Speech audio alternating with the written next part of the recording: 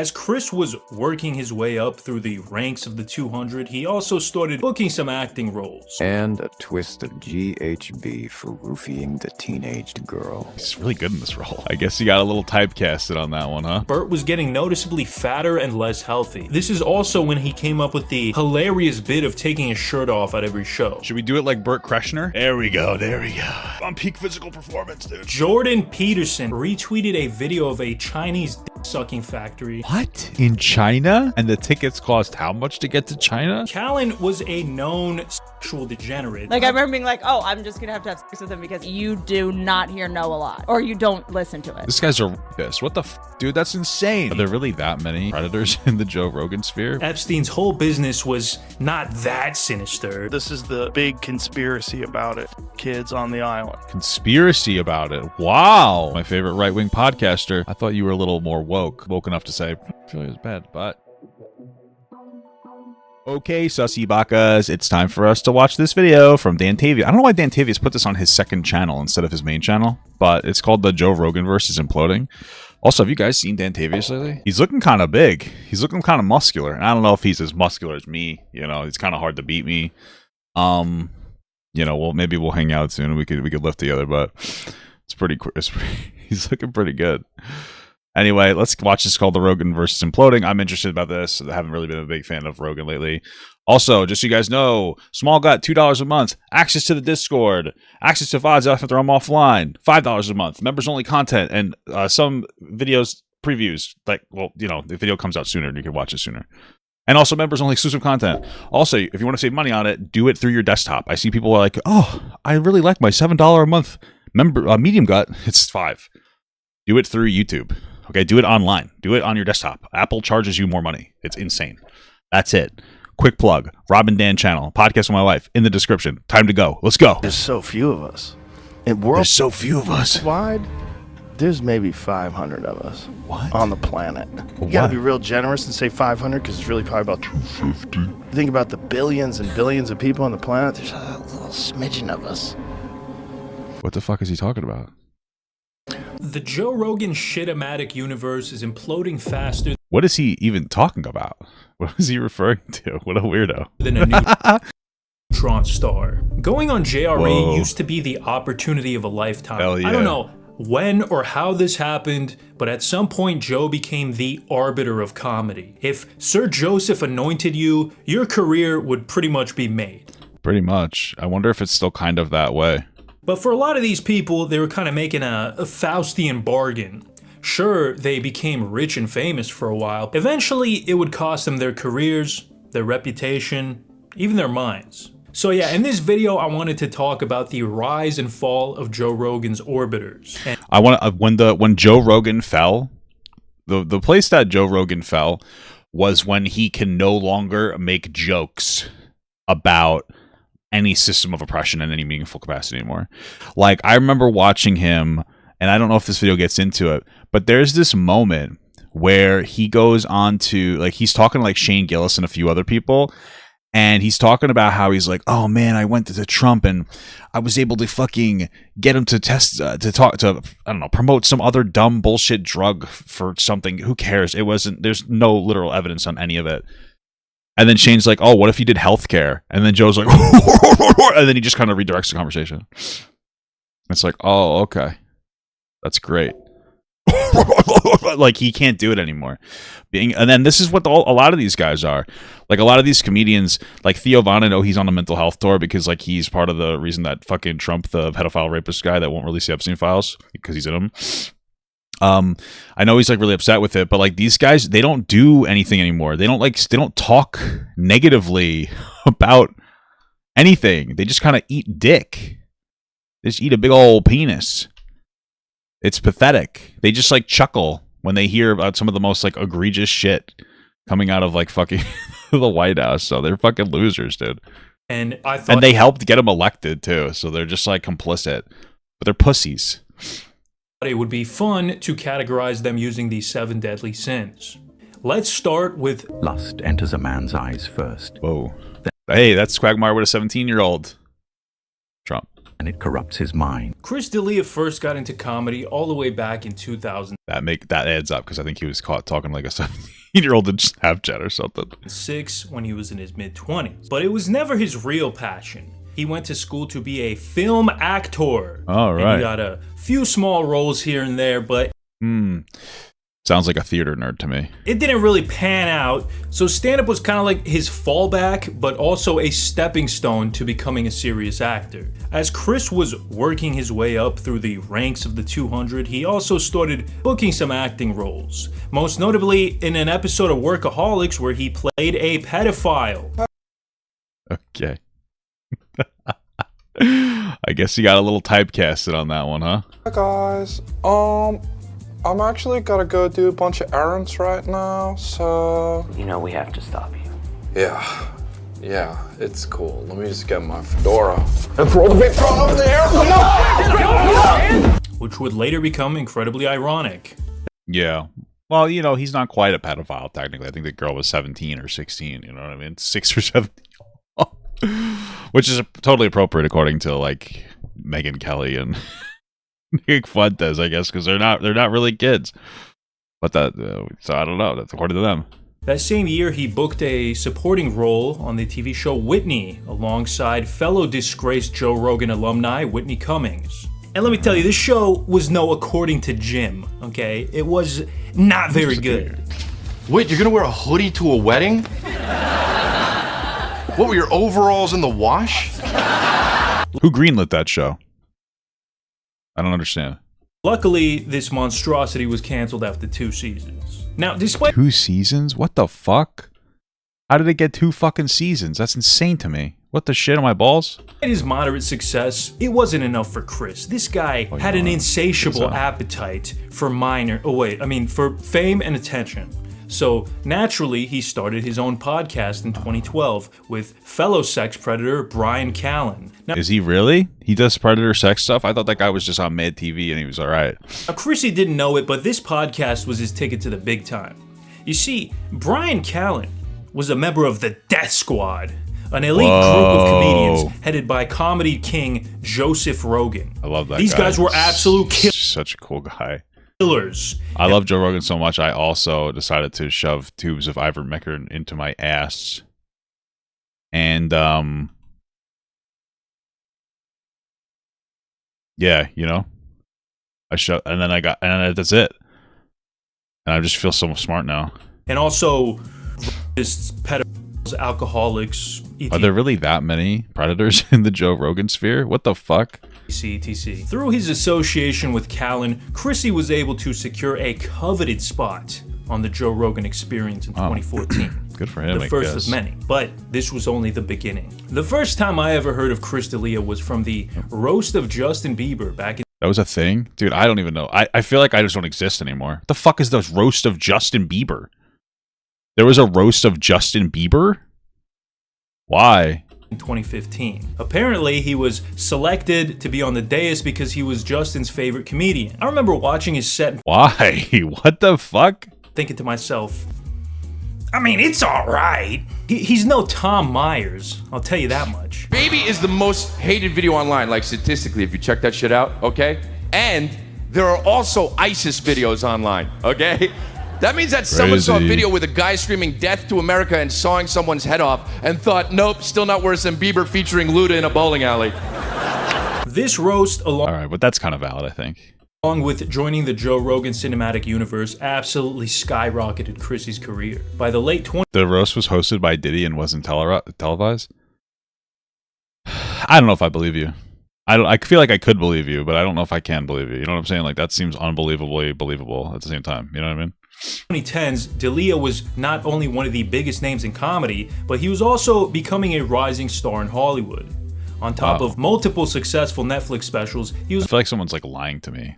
Really? He was up there? He was one of the big boys? That's fucking crazy to me. also getting cast in blockbuster films like Army of the Dead. But I think his I've never even heard of that before. What am I missing? What? biggest role by far was in the TV show You, where he played a stand-up comedian who also happened to be a pedophile. All right, listen. I'd play a guy who likes hot dogs a lot. If I could get a movie roles that's just, hey, you're gonna play a guy who really likes hot dogs a lot, specifically from Costco, I would take it. So you're like, oh, Crystalia, he talks to kids. First of all, it was just one kid. You know what I mean? Second of all, I don't know if I can continue the joke. Because I like adult hot dogs. And yeah. At least he's consistent, dude. That's bombastic. Oh, I see what I was supposed to do there. Okay, man, this is like predictive programming at this point. Whoa. And a twist of GHB for roofying the teenaged girl. Wow. He's really good in this role. 2020 was the best year of Crystalia's life. His career was taking off like a rocket. But you know what? 2020 was really good for me too. I think that's when I met my wife. No, it wasn't. That's when I blew up on like social media. And you know what I mean? Maybe one day, maybe if this haunter virus comes out, I'll be able to blow up again. But I met my wife, I think, in 2018, 2019. So, still pretty good year. I was able to quit my job, do this. I'm doing right now, playing fucking Castlevania, reacting to videos. Can't beat that. But unfortunately, it was the Challenger rocket. Ugh, that was in bad taste. I'm sorry. His career was about to blow up, but in a bad way. On June 17th, a Twitter user named Simone started sharing screenshots of her alleged conversation with Chris from when she was 16. Where he was 16, holy fuck. Okay. Asking if he could make out with her during a meeting. The convos were dated to 2015, when Chris would have been 35 years old. Wow. Wow. That's an old guy. Pretty soon, another allegation hit the Twitter timeline. Multiple women reported their own experiences with Chris, claiming he had requested nudes from them when they were underage. Another... Bro, what the fuck? Okay, like one girl, and you could still need to go and jump off a cliff, but multiple girls? All right, now it's a pattern. Now it's a pattern. You know what I mean? It's like, gee, what the fuck is wrong with you, dude? Girl report... It's like if you sleep with your cousin, it's like, okay, she might have been kind of hot, but everybody in your family, that's weird. Not just your cousin, though. The cousin's not that weird if you guys think about it. You know what I mean? If she's hot. We gotta stop tonight. We have to stop. We're on like a different level tonight. We're like slightly sleepy.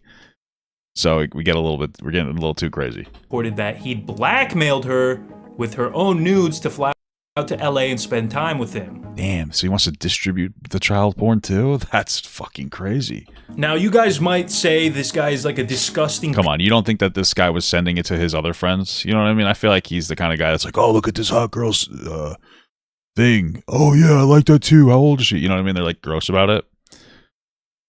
Probably. Pedo or whatever, but really he's just the greatest method actor of all time. Okay, now... That's fucking crazy. To be fair and balanced, most of these allegations weren't substantiated, but it didn't matter. Isn't there a clip of him like getting really worried? Like there's like some conversation he's having about Snapchat. And he's like, yeah, you can't say stuff on there. So people are like, oh, you can. He's like, what? You can? What do you mean? Court of public opinion, he had been branded a pedo. So the only thing he could do now was explain himself. Just wait till 2026, baby. Come back. It's all the rage now. And maybe the public perception would flip back around in his favor. So the first thing he did was talk to TMZ, which, by the way, #1 rule of public relations.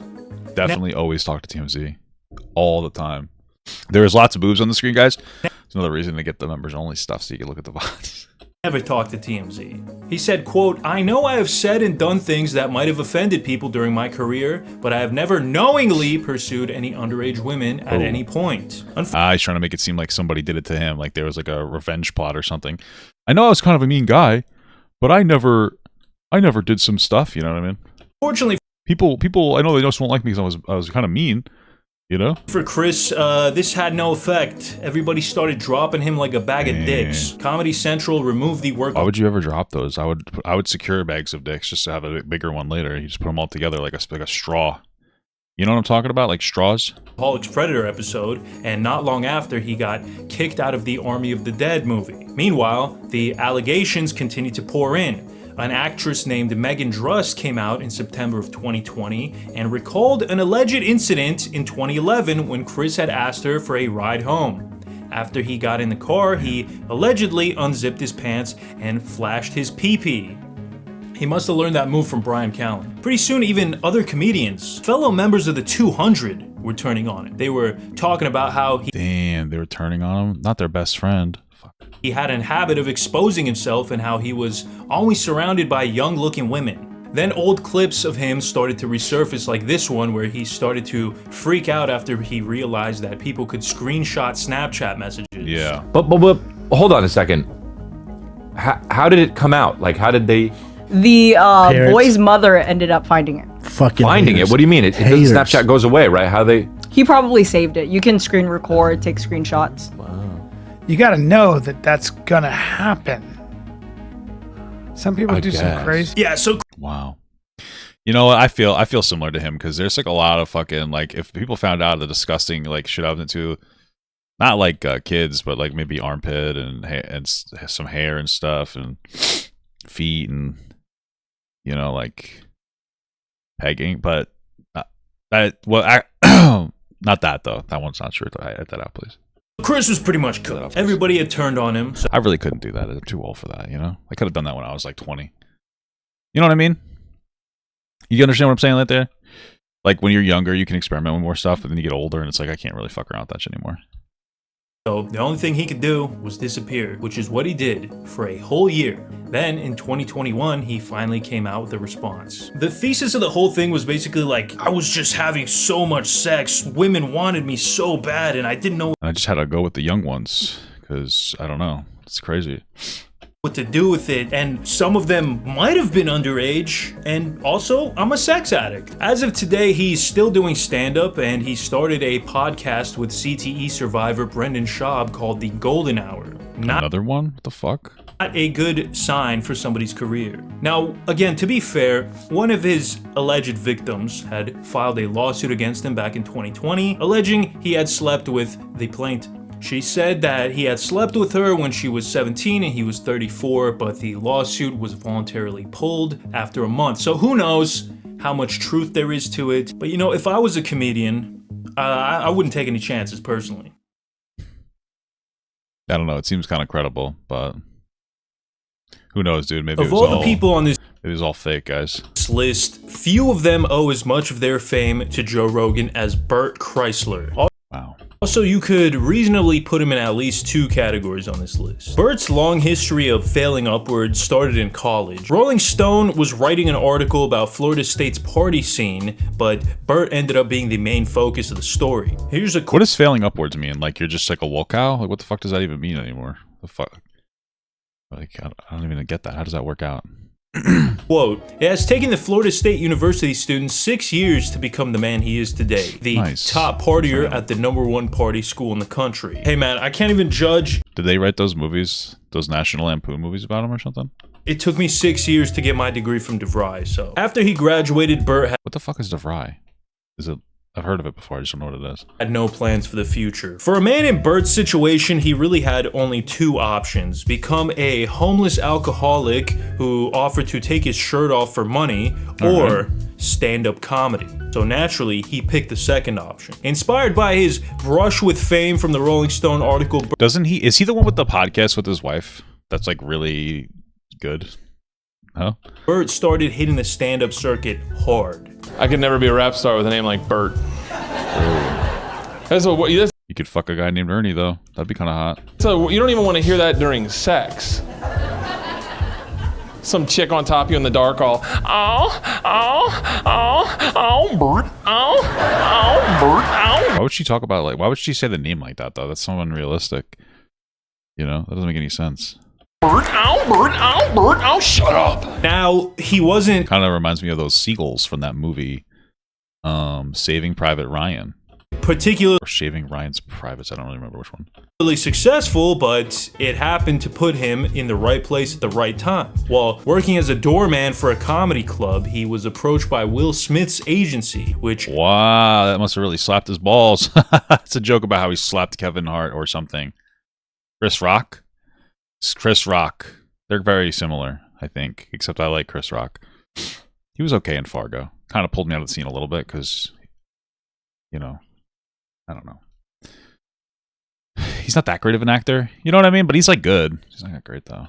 Led him to being personally invited to a screening of American Pie. According to Burt, he thought he was going to get molested by Will Smith, and he'd been preparing himself to accept that. All of a sudden, out of a glass door to the side of me, Why would Will Smith molest him? I don't really understand that. Opens up, and a 6'7", 350-pound black man named Charlie Mack sticks his head out, and he goes, "You Burt?" And I'm like, "Yeah." And he goes, "Downstairs." And I'm like, "Fuck. I'm gonna have to fuck this guy too." But that's his black voice. If I would do my black voice, but my wife said I have to stop getting drunk and doing it because it's really inappropriate. She might divorce me. So supposedly nothing happened. Now a lot of that story is probably a load of baloney, but I like baloney. Either way, Will Smith got Burt his very own sitcom pilot. So after just wait, hold on. Who the fuck are these people? Either way, Will Smith got Burt his very own. All right, so I know the guy in the middle. He was he did House. He was in House. Everyone else, I have no fucking idea who they are. Sitcom pilot. So after just 6 months of doing comedy, which is insane. Okay, most comedians have to be out in the trenches, walking through proverbial blood and bone just to get a shot at a sitcom. Anyway, during 9/11, as the sitcom crashed and burned, it's a Norm Macdonald thing. Immediately, and for the next several years, Burt was stuck in limbo. He was famous enough to keep getting random show deals like Hurt Burt, where he got to wrestle a drugged up black bear. Nice. No, that's a thigh. What the fuck? This is real? What the hell is this? Oh, dude, you just castrated me. Get him. Oh! But not famous enough to get any steady work. He kept bouncing around from one project to another. This kind of feels like me a little bit. Only like I got big really quickly, and then I just kind of been floundering around for a few years. Relatable? Most successful thing he did during this time was his Travel Channel show, Burt the Conqueror. It was looking like Burt... Dude, how the fuck is this guy getting so many goddamn shows? This is insane. Burt was doomed to a life of mediocrity. That is, until he met Joe Rogan. I need to find my Joe Rogan. But my Joe Rogan broke up with me. 2011, he got the chance to appear on the Illustrious podcast, episode 73. This appearance changed everything. Burt was officially a member of the 200 now. Not only that, but he was also inducted into the elite team of comedy assassins, the Death Squad. Wasn't this when it was still kind of good? His first JRE appearance also marked the first time Burt ever told the famous machine story. If you guys are unfamiliar with the machine story, it is literally... The fuck is his shirt off? I guess back then that was considered fat, wasn't it? Like nowadays that's not considered fat. That's just kind of like a little heavy, slightly. But like back then that was considered real big, wasn't it? The funniest thing you will ever hear in your life, if you ask Burt Kreischer. In all honesty, it is a pretty good joke though. In 2015 or whatever, when I first heard it, I laughed a little bit. I'm the machine! But this one joke basically made his entire career. And this is also when he came up with the hilarious bit of taking his shirt off at every show. After this appearance, Burt decided to focus exclusively on stand-up and podcasting, becoming a semi-regular guest on JRE. And it was working. His career was starting to blow up, but there was a catch. The more people heard from Burt, the more they realized he's kind of full of shit. One of his worst Burt Chrysler Neon habits is making up stories and presenting them completely genuinely. I think that's like a comedian thing. They probably don't really care that much. It's like, yeah, it's just comedy. And they just start farting like that too. It's actually like part of the show business I know because I'm a pretty big comedian in the scene. Like my favorite story of his is how... I'm not making that up, by the way. It's a fact. Okay, shut up. Mark Tremonti, the guitarist for Creed, wanted to join Burt's high school band, but Burt kicked him out. And one of our fraternity brothers Wow, maybe that's why he was successful. Wanted to join in, and he was really good. Like so good that you like immediately. You're in a band. You ever have someone so good you're like, oh, he's gonna realize how bad I am. Oh and yeah. So I kicked him out. It's kind of relatable, actually. Wait, is this a lie? Wait, is this a lie? Oh. And he was like, I'm the best guy in the band.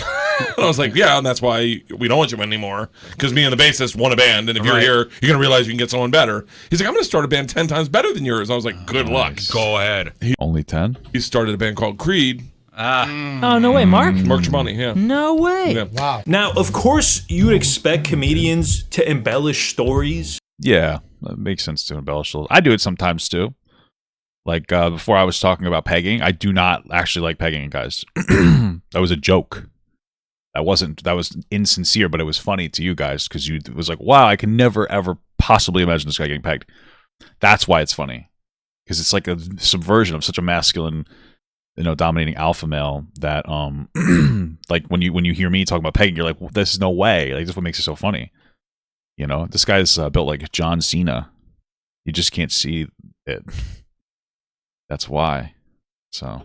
But like the way he does it completely straight, and the way it comes across is like pathological self-mythologizing. Like all of his stories are about how he's the what's with the fucking belly shit, dude? Like, what the hell is he doing? Smartest, coolest, most athletic man in the world. And again, there's nothing wrong with confidence, but it has to be grounded in some sort of reality, or else confidence just becomes delusion, right? True. Like Bert really believes he's like a prime physical specimen. One of his first videos that he uploaded on maybe his wife thinks he's really attractive or something. YouTube was of him doing 50 push-ups, by which I mean 50 half-hearted attempts at humping the floor. Those look good, dude. Don't be a fucking hater. Come on, man.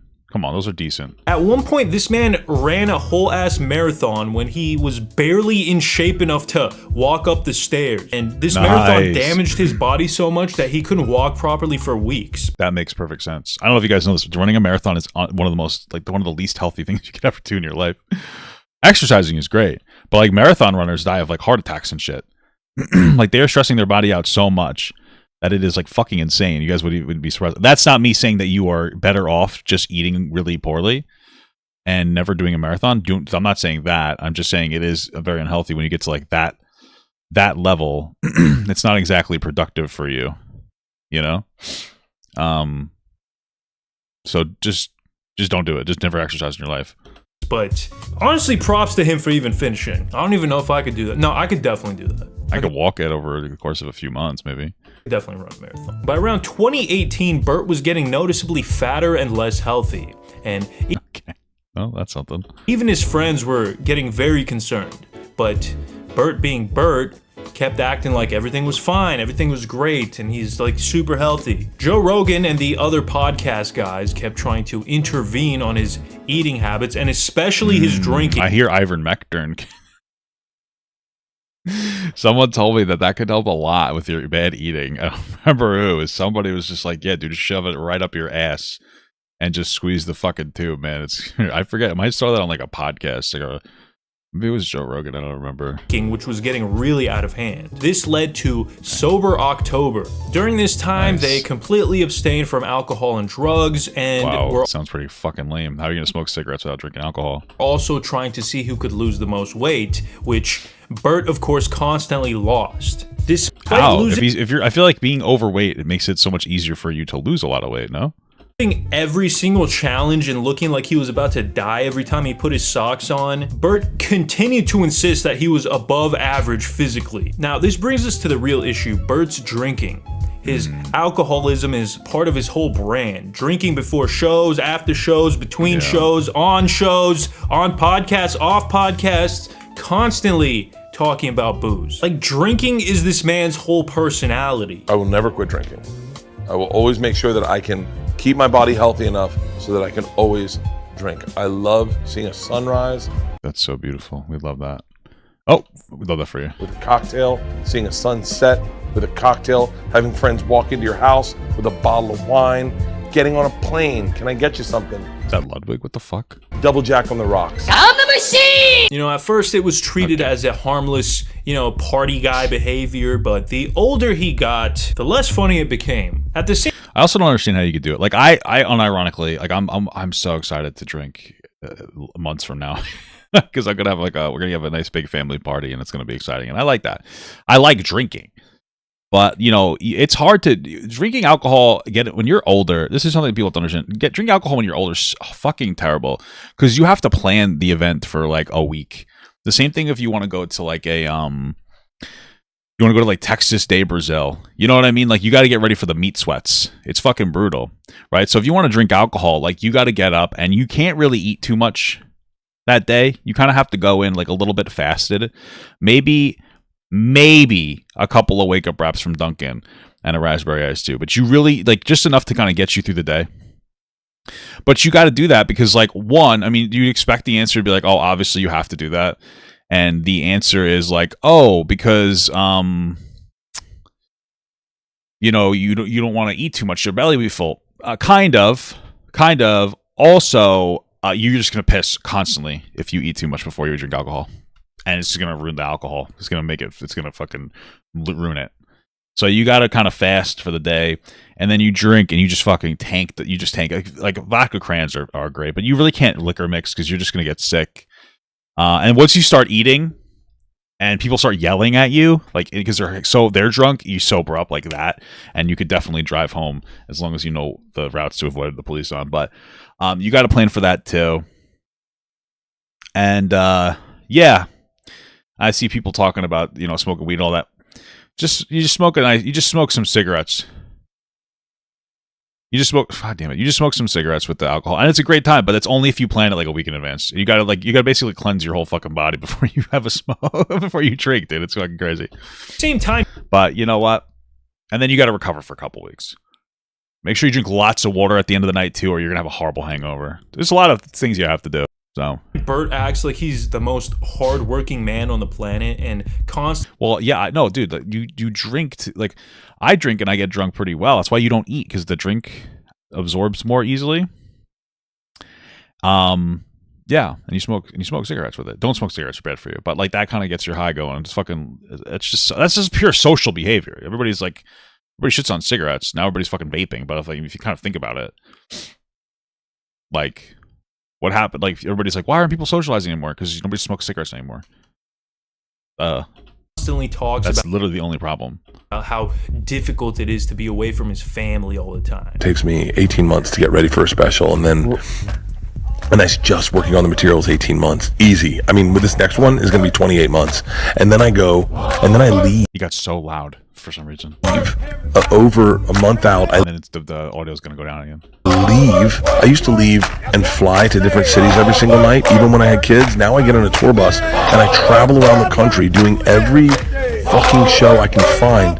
And I go, this guy just does 2 weekends? I don't know, man. Wow. I don't know, man. I kind of get it. Like going around and being away from your family, it sucks. I got some alcohol like a week ago and I'm like, yeah, I'm going to drink this. And then I never found an opportunity. So I figure we'll start drinking. I'm not out of breath from walking up the stairs. I'm out of breath from walking up and down the stairs. All right, there's 12 stairs. I count them every time I go up and down them. I have to. Oh, ooh, that's not bad. Oh, should we do it like Bert Kreschner? Here. There we go. Yeah, I swear to God, I'm peak physical performance. My name is Bert Kreschner. I'm peak physical performance, dude. I'm above average. I'm the machine. Okay. There we go. Here we go. Perfect. Excellent. August, added a shirt on me. The whole shirt. Don't do that. I feel like you would do that. For some reason, I feel like you would. That's the only one you would listen to, is editing a shirt onto me. There we go. There we go. All right, let's continue. Hearing some fat schmuck talk about how hard it is to get paid millions of dollars to tell jokes and get hammered all day is kind of off-putting. I'm saying this as a I like pudding. YouTuber, which is, of course, the hardest job on the planet. You know, I'm sitting here slaving away in the It's hard when you don't pay your taxes. YouTube mines, and I gotta watch this dog shit? Oh, this is good. Unbelievable. Now, all of this stuff combined together to turn the audience against him. Sorry for the burps. It's an alcohol thing. I don't usually burp. Videos criticizing Bert from people like Too Lazy to Try, Enforcement, and various other commentary YouTubers all join forces to point out that Bert is an annoying, unfunny, egotistical prick who's weirdly proud of being a slob. Okay? Wow. I'm not saying any of this stuff. This is what they sounds exactly like, not to be terminally online. Sounds exactly like Aspicold. They're saying, by the way. And Bert's response to all that is saying stuff like this. It's so funny. A comic's brain is so different than a pedestrian's brain. Yes. And like what, I can't help I went to Pedestrian is so funny, by the way. Oh, I've been saying this for so long.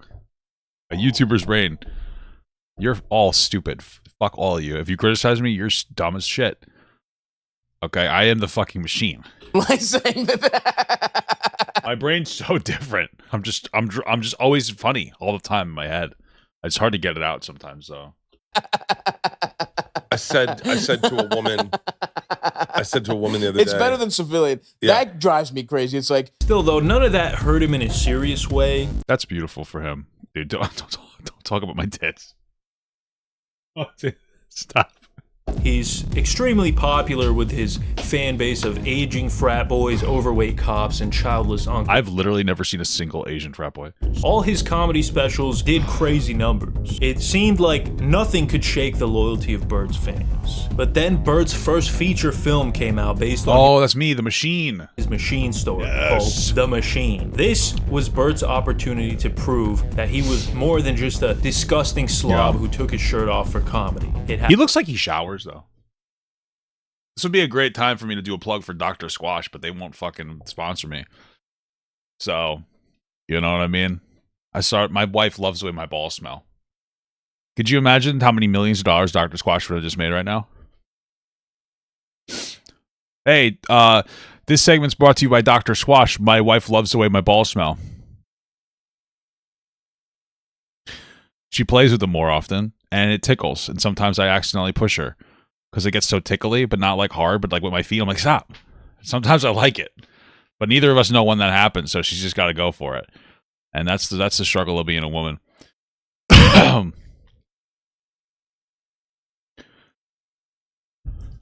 I just started drinking. What the fuck? Had a $20 million budget and even got Mark Hamill to star as Bert's dad. Wow. Okay. Everything was lined up for his movie to be a success. This was going to truly test the loyalty of Bert's fan base. Yes, of course. Well, it was a complete flop, got terrible reviews, and yeah, his audience didn't even watch it. Yeah, so a lot of people really hated this movie, but still, nobody hates Bert more than... And Mark Hamill complains about Star Wars, am I right? You know what the real issue with the newest Star Wars was? The trilogy, the new trilogy? I could go with some of the stuff like, oh, it was too woke, or that they kind of killed all the storylines in the 8th movie, which kind of made the 9th movie shit, and all this other stuff. But I think the biggest issue with episode 7, 8, and 9 was like, what the hell are we doing? You know what I mean? Like, at least like in the original series, you know, you're trying to overthrow an oppressive government. In the original trilogy, you set up the oppressive government. Wouldn't the new trilogy be about like rebuilding society after the loss of like a massive dictatorship structure? You know, instead it's just like, let's just do the same thing over again, but like a lot worse. You know what I mean? Like, take a risk, set up an empire, do some crazy cool shit. Don't just make the actual empire bad again. It's lazy. It's like, what the hell are you doing? Make something good. Try something out. Make it a little more political, or make it action-y, or I don't know, do something. Than his own body. Luckily, he is now sober. But it's not because he decided to get healthy, it's because he is so unhealthy. The guy was diagnosed with blood clots in his legs, which forced him to give up the booze. Is that from drinking, or? No, it's from passing out on a plane. Is that why his pants are so tight? Because like he's trying to like compression socks? Passing on a plane with your leg like this. What? Yeah, it's like just inactivity on a plane. I flew back and forth from LA to the East Coast probably about 5 times from December 18th to New Year's Eve. Okay. And Nashville included. But and I got off the last flight I had from New York to do Kelly Clarkson. Nice. Man, Kelly Clarkson? Wow. She did you? Crazy. On the plane, I was like, God damn it, my fucking leg hurts. And it had been hurting for like a week, 2 weeks, all over in different locations. And it was really... See, this is why you guys have to go to the gym regularly. And you have to exercise so that you can actually drink. You know, like you have to kind of hit what I like to call the machine. All right. I coined that, not Bert Chrysler. You have to hit the point of the machine where you can drink lots of alcohol and definitely smoke a lot of cigarettes. That's literally the only reason you drink alcohol is to smoke cigarettes. Like, obviously, you can't smoke without alcohol, and booze by itself is worthless. So you have to become a fitness prodigy And this is what I am. You see the traps? That's where it goes. So now I'm like a camel. I drink alcohol. It all stays in my traps and my bloodstream and then inside of my, it comes out of my urine. And so does protein, which means I have a lot of protein in me. Doctor says that's not good for me, but I say I'm just consuming like a fucking champion, you know? So that's what you have to do. You have to feel a pump.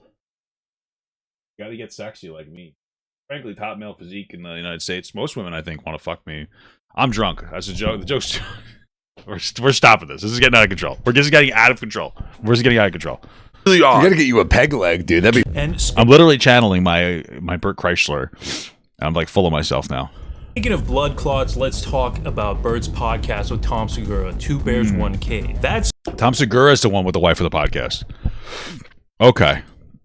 also more hated than ever. This podcast is now so hated that there's Am I right? Is it Bert? Is that who does the podcast? Entire ecosystem of YouTube videos that just shit on it every time an episode comes out. What the fuck? But you know, despite everything I just said, Bert really isn't that bad. It's just fun to make fun of it. You know, honestly, if I saw him out in public with no shirt on, I would probably give him a big fat hug.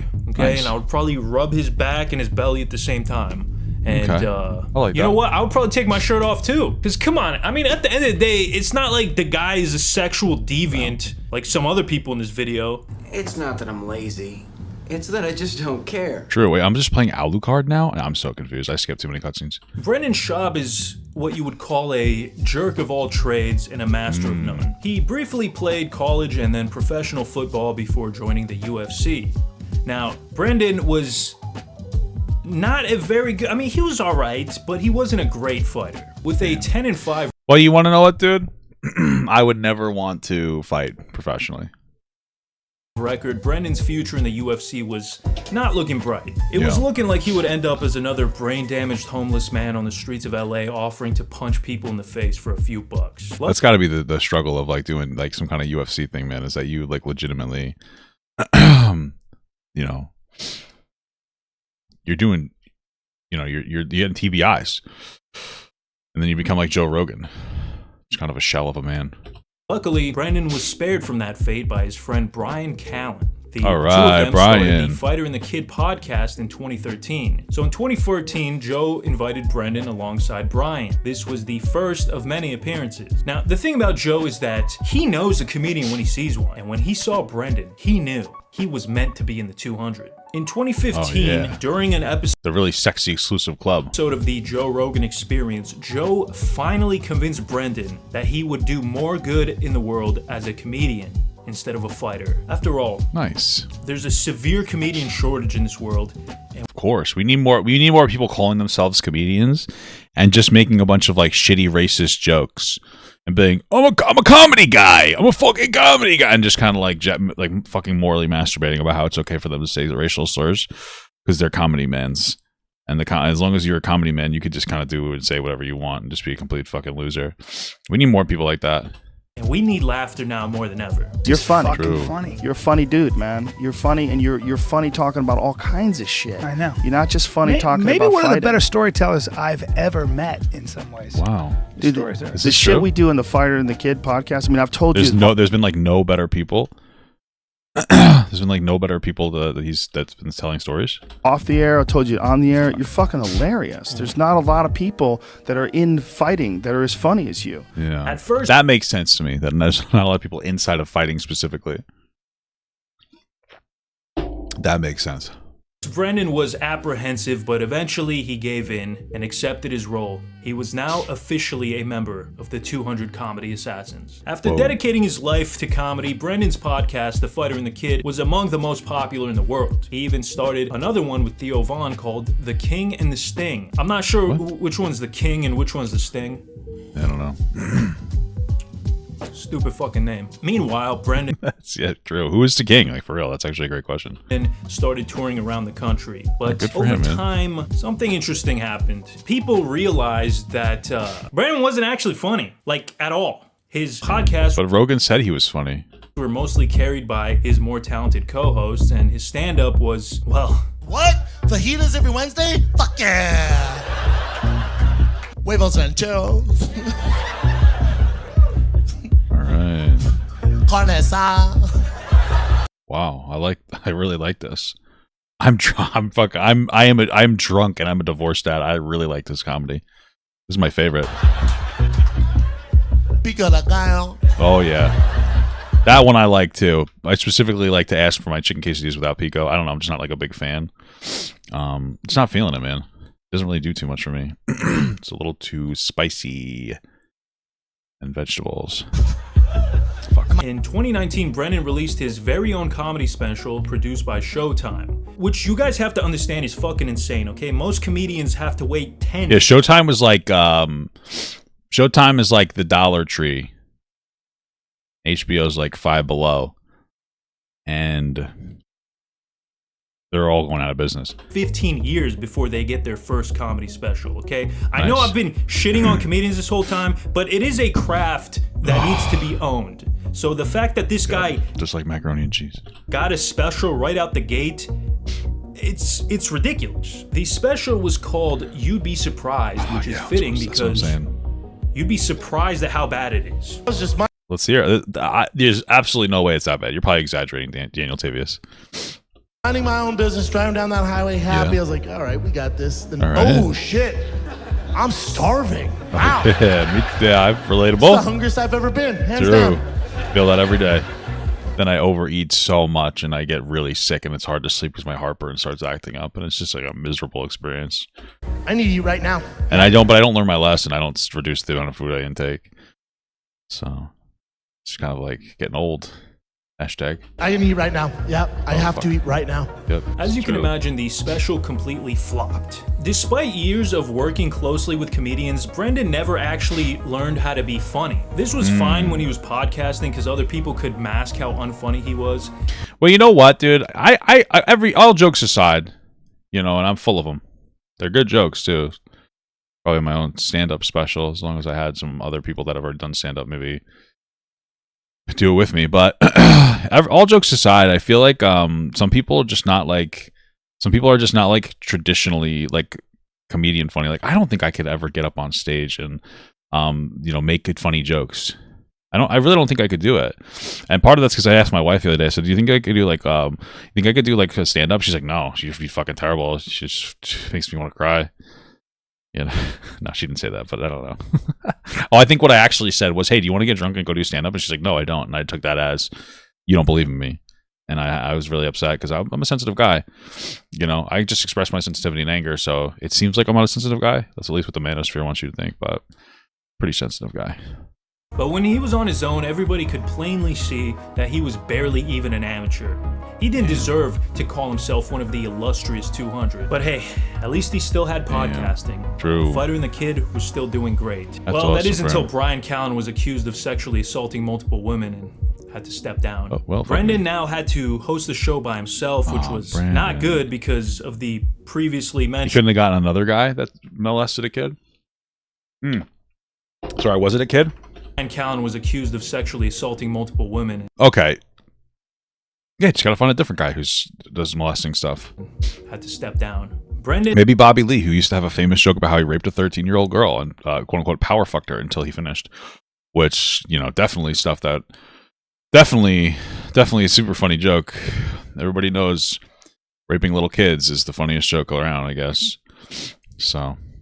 now had to host the show by himself, which was not good. Oh, but it's just jokes. Everything's a joke. Good because of the previously mentioned problem about him being unfunny. This was the beginning of the end for Shaw. Wait, what the fuck? His popularity was fading fast, and this was exacerbated by a controversy from 2022. On an episode of the Trash Tuesday podcast, the three female hosts talked about their experiences with someone they knew. They didn't name him, but they talked about how this man tried to sleep with them despite having a wife and kids. Wow, terrible. I had a guy that was like, why don't you walk me to my truck, this married guy, where I'm like, and we know him, I'm not going to say who it is, but he's like, know him. why don't you give me a walk, why don't you give, like, you should walk me to my truck. I'm like, so what, I can blow you? Like, what? Wait, who was it? Oh. But it's just like, it's like, why would I? Wait, like, I love that we Ew, damn, the guy does MMA, dude. What do you mean, ew? Come on, he's a hot guy, right? Girls like a guy who could do MMA. have the same people that yes, the same ones come want us to walk them to their. Oh, he came for me so hard, and we know. It sounds like you fucked him if he came for you hard. his chick. Now, there was a lot of speculation in the comments, but nobody knew for sure who it was. That is until Brendan Schaub copyright struck the video, which pretty much removed all ambiguity. That's an expert play. Oh. And there's no technically copyright struck reaction videos to the Trash Taste video where people were claiming it. Most likely. What? What? By this point, most of the internet turned against Brendan. His own subreddit was now dedicated exclusively to shitting on him. Hundreds of videos. I don't really understand why people are shitting on him. Like, who is he supposed to fuck? His wife or his kids or something? You know what I mean? Like, what do you want him to be, a pedophile? It's fucking disgusting. These people are nasty. Anybody criticizing him is disgusting. If you think about it like that. Coming out criticizing him. And Schaub only made things worse for himself by copyright striking a lot of these videos too, and even threatening to sue people for making fun of him. What Just the when hell? things couldn't get any worse, another podcast was hit. Theo Von quit The King and the Sting. Not The Viewership King and the immediately Sting. cratered. And then came the final nail in the coffin. Brendan Schaub released his second... Oh, that's Tony Soprano on an Asian guy's head. Got it. That makes a lot of sense to me. That's the shirt he's wearing. Cratered. And then came the final nail in the coffin. Brendan Schaub released his second special, Gringo Poppy, on YouTube. Yeah. And somehow it was even worse than the first one. It's been described by comedy fans as possibly the biggest piece of dog shit in history. Well, yeah, but the problem with comedy fans is that they don't have the mind of a comedian. And that's just like next level shit. And the reviews are scathing, to say the least. Stop making fun of how my fucking couch... It's not a couch in the back. It's 2 chairs. And I don't know why it's on an angle, dude. I don't know. Maybe I'm under a fucking sinkhole. Who the fuck knows anymore with this shit? There's been like 4 sinkholes on Long Island. Who the hell knows anymore? Wire wrapped around me. Prison. Well, that would be on house arrest, but the joke... You just don't understand my mind. My mind of a comedian. Joe Rogan had created an unfunny golem. This special was so bad that Joe had to distance himself from Schaub. So Joe unleashed this golem on us, shit. but he won't even let him perform at his comedy club? What's up with that? Damn, that's kind of fucked up, man. That's really fucked up. That you know what, dude? Brandon Schwab, he sounds like the fucking lion guy, played by that really cool guy from Deadwood. It's like, oh, Joe, like you promised me I was like funny, and now you won't like, I'm the Dragon Warrior.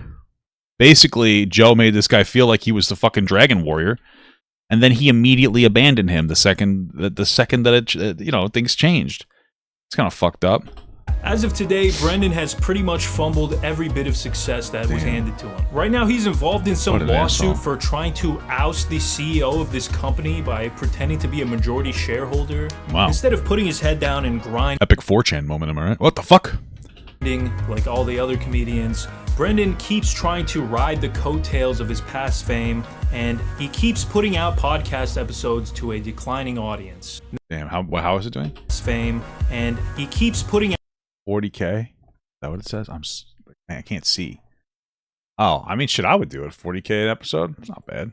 podcast episodes I guess he's just doing a Ryan Callahan. To a declining audience. Nowadays, his audience is pretty much made up exclusively of hate watchers. Is this some sort of peasant joke that I'm too rich to understand? So Who's Tom? Segura? Did we talk about that guy already? let's move on from one of the unfunniest Rogan Sphere comedians to one of the funniest. Let's get one thing clear. Tom Segura did not need Joe Rogan. Unlike some of these other Oh shit, he likes Tom Segura, dude. We like that. comedians, he had the chops to make it all on his own.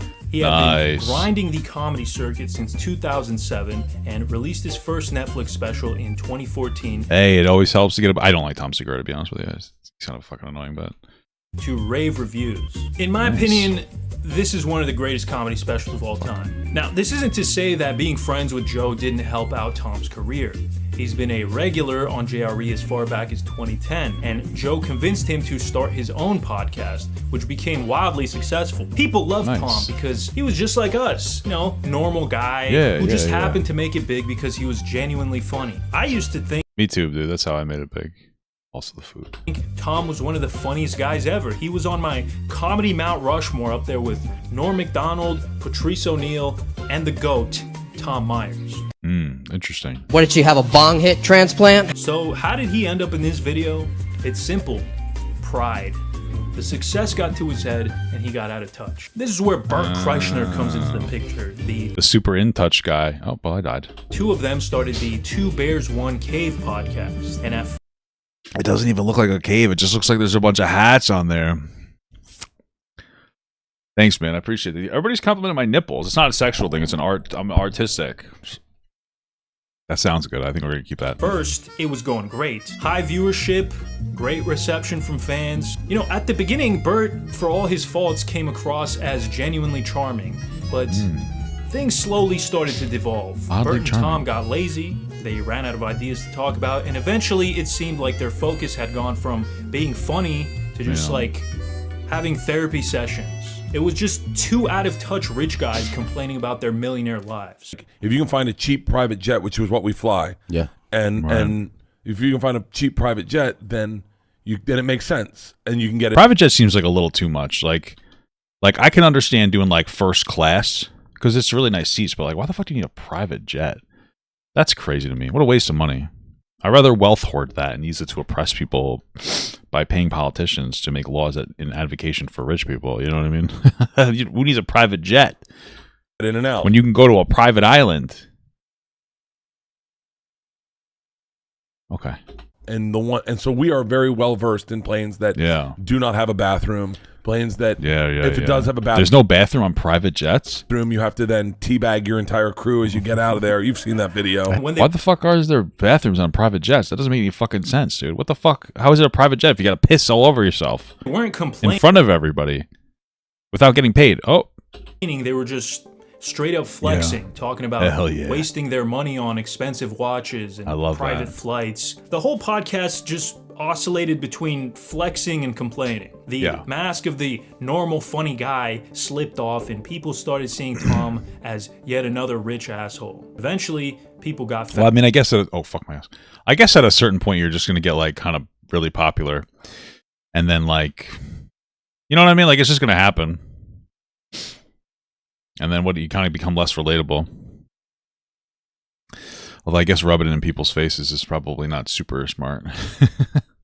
Fed up and openly started criticizing the duo. Now, here's where Tom made a very odd decision. Instead of just ignoring it or apologizing, he doubled down. Every time we talk about like a watch or a car, I'll get a bunch of messages from losers that. What's up with the laugh track in the back of like pretending to laugh? Like, is it that funny that he called them losers? Like, why is that specifically funny? I don't really get it. Oh, that try to tell me that I'm making them feel bad about their situation. You're in control of your own situation and your own feelings. I guess so. I mean, you have so much control. This is my thing with that. It's like, this is like the James Charles thing, right? He's making they're talking constantly about private jets and fucking watches and shit. All right, whatever. Annoying, not very relatable. People are complaining to you in your DMs. Probably like very few people in the audience, right? A lot of them probably like, oh, I like these guys. Good for them. You know, they're rich now or whatever. Right? But he felt the need to talk about it on his podcast. You know, that's one of those things where like, why not just leave it alone? Like, why do you feel that? I don't know. Like, I don't know if you guys know this. Like, obviously, comedians and YouTubers, like, our minds are just built different. We're just like so much better than everybody else. So the point that I'm trying to make here is that you don't always need to fucking like respond to everything. Sometimes you're just like a fucking asshole at that point. Like sometimes you could just not respond or else you look like a total fucking doofus ass bitch. Just ramped up his rhetoric and his whole personality basically became dunking on the poors. He quickly got backlash for this rhetoric, but that didn't stop him. Tom went all out shitting on the lower class, regularly making fun of them on Twitter. And you know, some of the stuff he was saying was genuinely like so absurd it was funny. Like when he claimed that he wouldn't use a washcloth because it's for poor and black people. I think using washcloth is for poor people, but I don't think that washing your legs and feet is for black people. I agree. I think the what the fuck does that mean? Washcloth is a poor person thing. Because I've only met poors who use them. Okay, honestly, I'm a little confused. I mean, like, I personally don't use a washcloth. I use like a scrubber. Like, I'm not gonna lie to you. But like, I don't understand how it's a poor person thing. Like, I just use like a loofah and I scrub. You know. Actually, this might be controversial, but I kind of agree. Okay, like I don't understand what the point of why don't you just use your hands? Well, your hands is a dumb idea. You want to use like something that you can exfoliate your skin with. So obviously, you're not washing correctly. You're obviously not washing correctly, and I think everybody could tell that now that you just self-reported. But you know, now that's how everybody feels now, Dantavius. Just so you know. But yeah, I mean, I guess washcloths are kind of gross because if your whole family uses them at the same time, but I don't know. Okay, that's why God gave his hands so we could lather ourselves with soap in the shower. Stop it! You're telling right now, Dantavius. I'm learning that you don't wash yourself correctly.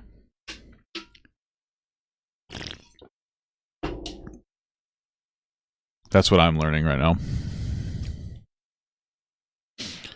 That's exactly what I'm learning right now. You don't wash yourself very well.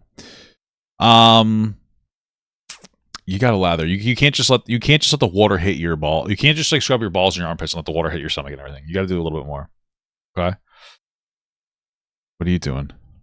Tom tried to play off these comments like he was just making jokes, but clearly I'm joking. Some of his real feelings were in there too. This became a special. You don't share a washcloth, dude. White people share washcloths all the time. What are you talking about? Apparent. It's called communism. Welcome to the real world, loser. In 2023, while he was flying commercially, Tom was asked to check in his carry bag, and this led to him having a full-blown meltdown at the airport, calling the security person the C word. That means. Then. Okay, that's crazy, dude. You should do stand up, dude. You should do stand up. You're one of the funniest MMA fighters I've ever heard of. He started fighting with people that were criticizing him for this meltdown, saying that the reason these people were poor is because they were okay with being inconvenienced in their day-to-day lives. What? How does that fucking work?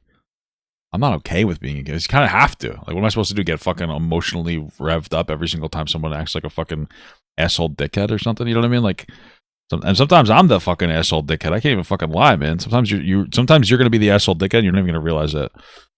I think that was the moment where Tom like officially fell off. All of his newer stuff has not been great, including his latest Netflix special, which is pretty much universally considered a piece of dog shit. Not as bad as Gringo Poppy or anything. Everybody who doesn't like it is probably poor as fuck.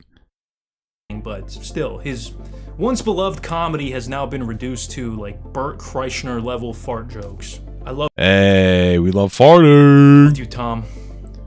You broke my fucking heart. At the same time, I'd probably do the exact same thing in his shoes. I'm not even gonna lie. The second I start making real money with this YouTube shit, I'm done with all of you, bro. So please check out That's based. I appreciate that. my Patreon or become a member of my main channel so I can reach that goal sooner and disassociate from all of you. Just kidding, guys. I would never do that. I'm too humble. I'm like one of the most humble guys ever. Anyways, let's talk about What Joe Rogan said about me. Next guy. He said, do you want to get is that what you want? What? Brian Callen first gained fame in the 1990s on Mad TV. Sarcastic. I'm not being sarcastic. Yes, you are. Damn. He met Joe Rogan around the same time, and the two here's my thing. As long as he's not a rapist, I don't care. I love them on Mad TV. basically became best friends, and Callen scored himself a spot on the Death Squad. From there, Callen started picking up roles on major productions like How I Met Your Mother, Entourage, and the first two Hangover movies. Now, He's in the Hangover movies? What the fuck are you talking about, dude? We're watching a different movie? even though he was a funny side character, he was never the star. That is, until he scored himself a starring role on the critically acclaimed comedy, The 41-Year-Old Virgin. Was this one of those mockumentary movies? Who knocked No, what am I saying? Mock? It was like a I'm drunk. Parody. What is this? One of those parody movies? I feel like we need to bring those back. Sarah Marshall and felt super bad about it. Yes, this is real. Actually, it's one of the first videos on my channel was a review of this movie. Nice. Genuinely, this movie's so bad it's good. Like, my review might actually have been worse than the movie itself. But anyways, clearly Hollywood wasn't Brian's strong suit. Podcasting though, that's another story. He first went on JRE in 2010, and from there, he became a recurring character. Aside from Brendan Schaub, he's one of the most frequent guests on the show, and that's not exactly elite company. Naturally, if you appear on Rogan and you're even remotely funny, you start your own podcast. So, I mean, I feel like nowadays everybody's starting a fucking podcast, right? Isn't that what everybody does? They start a fucking podcast. In 2013, he did The Fighter and the Kid with Brendan Schaub, and awesome. We all know how that ended up. I don't know what the fuck you're talking about, so I guess it didn't end up well. Going into business with Brendan Schaub is kind of like coming across a cursed Egyptian relic. It's only gonna ruin your life. But Brian made it work somehow. He carried the whole thing on his back, and it became a success. And his stand-up was going good as well. He released a comedy special in 2017, which was decently received, and continued getting parts in movies, including a minor role in The Joker. By all accounts, he was doing great. I mean, it sounds like he was doing all right. How the fuck did he get in The Joker? They wouldn't even let me on that set. What the hell? Then 2020 happened, the Me Too era. Damn, those freaking women telling us that they don't want us to do bad things to them and stuff. You know what I mean? Freaking bitches, am I right? Chris D'Elia went down, and then Brian Callen went down shortly after him. It all started with Catherine Tigerman, who accused Brian of rape. 3 other women also made their own accusations, but some were milder than others. Now, Callen was a known sexual degenerate, and many of his friends have publicly talked about this on podcasts. And then one time we left. It was like a Tuesday at Is that Whitney Cummings? What? Only 7:30, and you were like, "Can I get a ride in my car?" And I was like, "Sure." And you got in the car, and I literally turned the wheel to look where I was going, and I turned around, and your dick was out. You do not hear no a lot. Yeah. I do know that. Yeah. Or you don't listen to it. I don't listen to it. You don't take it seriously. Right. Yeah. It's assault. Yeah. No, yeah. I think. I remember being like, "Oh, I'm just gonna have to have sex with him because he's not gonna Only take way no to for get an him answer." out. I know. I was Right. like, I'm just gonna. No, Brian. This guy's a rapist. What the fuck? I mean, this guy has raped multiple women probably. What the fuck is happening, dude? I feel like, and also Whitney Cummings, not to slut shame you. I don't know if that's the right word. I'm so Bert Kreischer'd up right now. Why are you the friends with the guy who's like, yeah, we were in a car together. He just forcefully showed me my dick, and I felt like I had to have sex with him, or he was gonna, I don't know, beat me up or something. What is wrong with these people?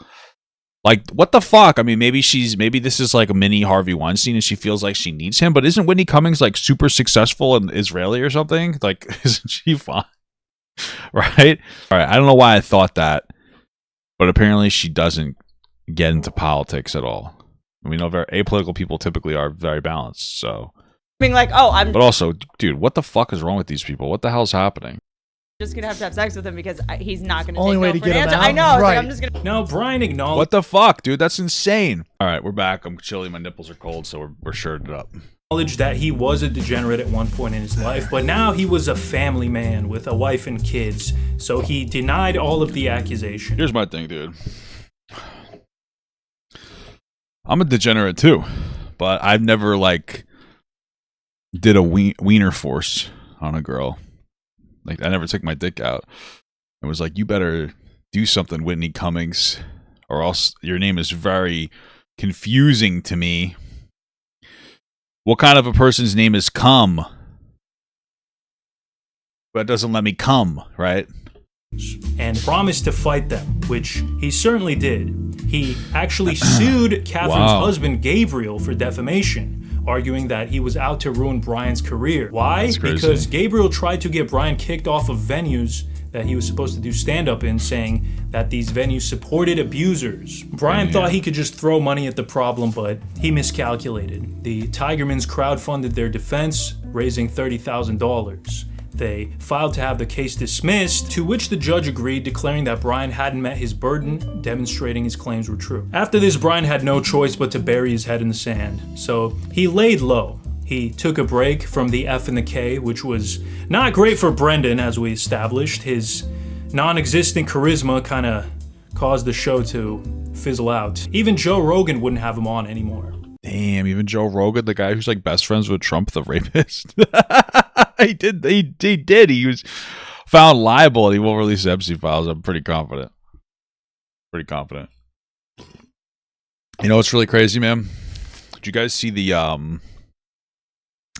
thing that the White House posted the other day about Stephen Colbert? This is the clip here. Welcome back to our final broadcast, ladies and gentlemen.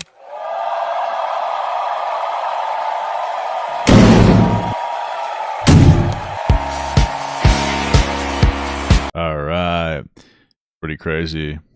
Do you guys think that if it was a 14-year-old girl instead of Stephen Colbert, that Trump would have jumped in the dumpster after her and raped her? I don't know.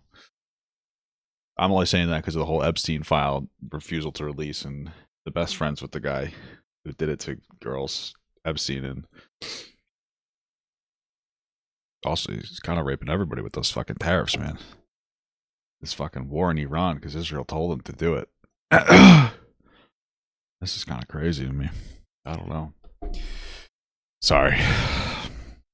But eventually, things died down, and after taking a few months hiatus, Brian returned to The Fighter and the Kid. But the accusations combined with Brendan's unfunniness made it a shadow of what it once was. After a 3-year absence, he started appearing on JRE again, and even though his career ain't what it used to be, he's still a member of the 200 at the end of the day. Up until recently, it was looking like people mostly forgot about the Me Too stuff, but recently things got weird again. During a TFATK episode, Callan started talking about the whole Epstein situation, and instead of going with the normal response of, yeah man, that's so horrible, I can't believe that happened, I can't believe he was doing this to all these underage girls, he went well, what else would you say? It's fucking terrible. We gotta release the files, dude. In the complete other direction and downplayed it, saying that it was normalized back then and these guys were just a bunch of rich guys cheating on their wives with models.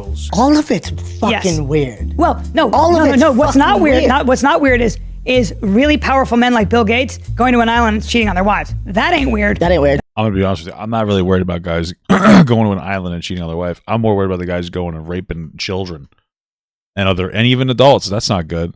Him getting like an STD.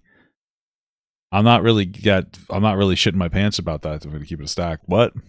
That's been going on forever. 300%. Well, he denied all of it today. Of course, but I'm saying, I'm reading, what I'm saying is that for the most part, it looks like that was the operation here, right? Well, it looks like the operation, right? It was a brothel, basically, right? Even Brendan Schaub was in awe of what he was hearing. What is your take? What the fuck is going on? Woody Allen, now you're defending Epstein? Woody Allen's a very different story. Woody Allen's totally different. It's weird. What does that mean? It's a different story. What does Woody Allen? Didn't Woody Allen like groom and rape his stepdaughter or something, and like marry her? What? Dating your stepdaughter. It's still legal. What the fuck? As you can imagine, the backlash was pretty bad, forcing him to respond in a I think it's legal to shit your pants in a fucking movie theater. That's not appropriate. I'm gonna say I think shitting your pants in the movie theater might be a little not as bad. Tough call for some of these guys to think something like that, but video where he switched his tone completely and said he wasn't aware of the scale of the Epstein stuff, which... What? Come on, bro. Fuck off. Into that relationship. You gotta look more into it, B, and you would be so much more upset. But I haven't looked... But that's I the don't issue. need to look into it. You do, though. No, because... You do if your take's gonna be they didn't know. No, my take is this.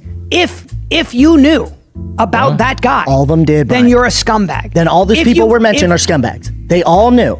How do you know? How do you know they did? There's emails in the. That's why you gotta look into it. Yeah. In the 3 million fucking emails. I don't have time to look into 3 million, but yeah. But then don't comment on it and say, well, they didn't know. To this day, I mean, W for him, right? Brian still hasn't recovered from the accusation. Damn. Just when his career was taken off at the bright young age of 55, it was all taken away from him. But I mean, by himself, yeah. It's so sad. Don't feel too bad for him because the guy should be in prison. Now you want to get nuts? Come on. That's also true. Well, it makes sense for the guy who is like a constant sexual predator to be like, no, it's normal. This is normal, dude. You're supposed to do stuff like this all the time. This is appropriate. Oh, people get rich and powerful, well, kind of rich, and start raping or something. Let's get nuts. Jordan Peterson, man, I used to be a What the fuck? Oh, right, we're doing Joe Rogan. I thought we were doing all comedy guys. Okay. huge fan of this guy. His He used to be a smart dude, man. Like, I mean, he's probably still smart, but he's completely brain fucked. The worms got him. book, Clean Your Penis, Bucko, literally changed my life. Is this real? I feel like it would be. Jordan Peterson is an accomplished professor who used to teach at Harvard and the University of Toronto, but he was basically unknown outside of academia, which all changed in 2016 when he released the first part in his Professor Against Political Correctness series, aimed at Canada's Bill C-16, which basically made trans people a protected class. So just to be clear, Peterson made some weird comment about trans people like killing themselves or something. It was actually like unhinged as fuck. That's why he was getting heat. So Peterson argued that the bill was a pathway to compelled speech and eventually authoritarianism. The video... Whoa, guys. I mean, there's different protected groups. Trans people are just fucking people, man, trying to live their lives. I don't really understand what the fucking meltdown's about. blew up, getting hundreds of thousands of views, and more importantly, it sent him straight into the loving arms of Joe Rogan. In 2016, he made his first appearance on JRE, which got over 12 million views, making JP a household name overnight. Wow. He used his newfound fame to Jordan Penis Son launch a writing career. In January 2018, he released 12 Rules for Life, which went on to sell 5 million copies and solidified him as one of the most popular voices in politics. He became like the embodiment of the center-right anti-SJW movement that was... Yeah, that's definitely where you want to be. Super anti-SJW. It's the mark of a great man. popular at that time. After his book released, he went on Channel 4 for an interview where he debated Kathy Newman on topics like the gender wage gap and gender equality and shit like that. The interview got over 50 million views because... I mean, yeah, we get it. The wage gap. The wage gap, it exists, guys. And I'm not just saying that because I'm very drunk. I'm saying that because it kind of does, but it's not really the way you think. You know, and this is something I think feminism needs to do. I've said this consistently. I'm a smart, mostly because like feminism really can't exist without a guy, right? Because guys are just so smart. But, you know, feminism needs to focus less on women at this point. And I think, you know, more on other stuff, right? Like, for instance, feminine jobs need to be valued more in society. You know, maybe you're a girl and, you know, the jobs that women tend to gravitate towards, maybe we need to value those jobs more. Maybe that's kind of more of what we need to do. And I feel like the way that you would do that is like, oh, what do girls like to do? Social work? Maybe we need to pay the social workers more in society. Well, that makes sense to me. Or nurses, maybe we need to pay nurses more in society. Or, you know, different job stuffs like that. That's kind of like the angle I'm coming at it with, you know, because then women will get paid better, but like, so will those career fields, which is really the most important part, you know. And even for men who want to be social workers, we get more men in there, which I think we need a lot of young men, especially with autism, that could use like a healthy male role model that if they're physically aggressive, like men tend to be with a lot of testosterone, that they could be able to, you know, engage in government certified protocols that, you know, help them. Help, you know, restrict their movement if they get a little too violent. So more male prostitutes is also something that we can consider. That's hot. You know, Jordan Peterson destroys SJW reporter. You know, it turned into a meme and it still gets quoted today sometimes. Soon, this guy was everywhere. Podcasts, book tours, lectures. He was unstoppable. But then everything fell apart. Jordan developed a crippling addiction to benzos. He was originally prescribed them for a food allergy, but when his wife was unfortunately diagnosed with ovarian cancer, he That's horrible, man. Started taking them to cope with the stress, which snowballed into a full-blown addiction that almost killed him. By 2020, it had gotten so bad that he had to go to Russia for a rapid detox procedure, which... Why would he have to go to Russia? ...is basically when you get put in a medically induced coma until your withdrawal symptoms stop. The only thing Russia's known for is that hot guy from Heated Rivalry that fucked that Asian dude in the ass. It wasn't really hot, though. It was kind of gross. Some people said that. I didn't. He was in the ICU for 4 weeks, and afterwards he could barely walk or even type on a computer. Things were never the same after this. The situation basically permanently cooked his brain, and he became emotionally volatile and angry, especially online. Twitter in particular was absolutely destroying this man's life. He basically replaced his benzo addiction with a Twitter addiction, and I'm not sure which one is worse. This guy spent hours ranting and raving on Twitter, and it got ridiculous sometimes. Like in this infamous moment where he retweeted a video of a Chinese dick-sucking factory, thinking it was some kind of forced fertility clinic in China. Hey, sounds like my wife, dude. Am I right? I know. I'm not even joking. Like that sounds like a joke, but I'm 100% serious. This video, which obviously I can't show you on YouTube, shows what seems to be a bunch of fat men being milked in a hospital setting. What? In China? And the tickets cost how much to get to China? For how many days? And it was reposted. Do I have to get a hotel, or is it like you sleep in the jerk-off machine? With the caption, "What's going on in China? 3-child policy?" Jordan retweeted it and said, "Such fun and unbelievable techno nightmare CCP hell, bucko." This has got to... Wow, that's... Twitter's crazy. That's all I have to say. Get that man some ivermectin to get him off drugs. I mean, dude, listen, here's my thing. Here's my thing. You see so many people, like, so many people online get completely brain fucked. Like their brains get completely molested by fucking what is it called? Twitter. Like you really, like it really is just Twitter. It's fucking crazy. Like Twitter completely like fucking ruins their fucking brains. It's actually insane. But all of them, man, look at all your favorite people. If they're on Twitter and their brains got fucked by Twitter, just keep that in mind, because it's all these guys. They go on Twitter, and what ends, I keep saying Twitter so many times. What ends up happening is that they just go on there and they consume information, and it's just the information that makes them want to like engage with it.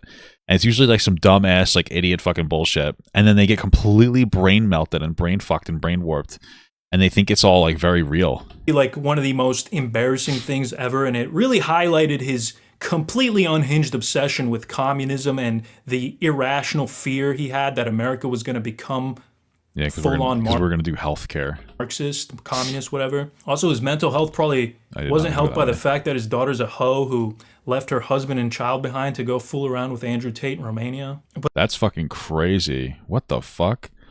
Damn. But that's another story. Eventually, Jordan conceded that Twitter wasn't good for him, so he took a break. Oh, wow. Did he really?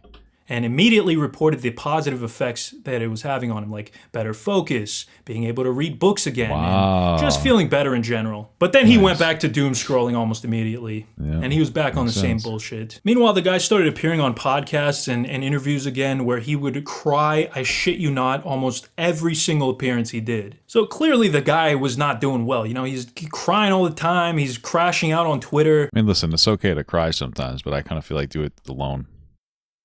Or with like a family member or something. God damn it. Do it with like a family member or something instead of like all over the fucking internet. And this all culminated into the infamous woke moralist moment. Before Elon Musk came woke moralists into the picture, Jordan made a tweet about Elliot Page where he misgendered her, which was pretty standard for him. The post was flagged and he was threatened with account deletion if he didn't take the tweet down, which obviously he didn't want to do because it was compelled speech. Being like bullying the shit out of a trans person online is so much more important than your job or any of your accreditations that you spent a long time getting. You know, fuck that shit, right? So he made a response video on YouTube in which he just completely freaked out. Now, honestly, call me a chud, but I don't think you should have your Twitter account deleted for misgendering someone, okay? Well, I mean, these days you can just like straight up post Nazi propaganda, but I'm talking about back then. But Jordan's response was so ridiculously over the top that... Yeah, I mean, I don't care if they decide. I mean, if a platform decides to be like anti-hate speech, I'm not really shitting my pants about it. About like protected classes of people, I'm fine. I'm not shitting my fucking pants over it. He just became a meme, and nobody really could take him seriously. And I'm not taking down that tweet or acknowledging that my tweet violated the Twitter rules.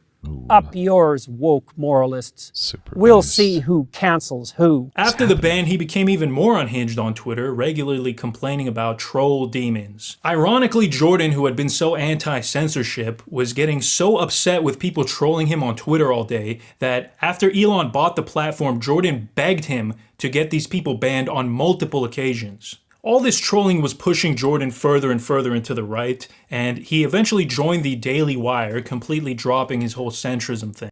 Damn. This is when he started ramping. I remember that, but I've never seen anything like that was particularly interesting that came out of Jordan Peterson being part of the Daily Wire. Like literally nothing. Like nothing came out of it that was like, oh, this is cool.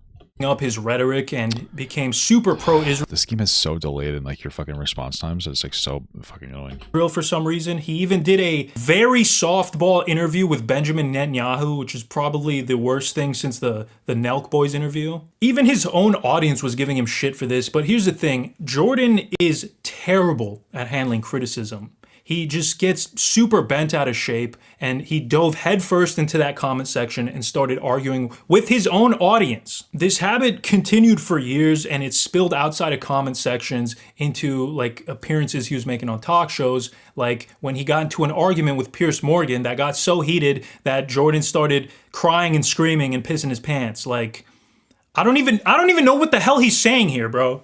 I mean, he's definitely got some blood pressure issues, so what the fuck? Speaking and sometimes specifically. And I could see the pathway to rectifying that. Like the pathway to rectifying that, as far as I've been able to understand, and I've understood this more deeply as the year. This was becoming such a common occurrence. Like it was rare for Jordan not to cry in everything.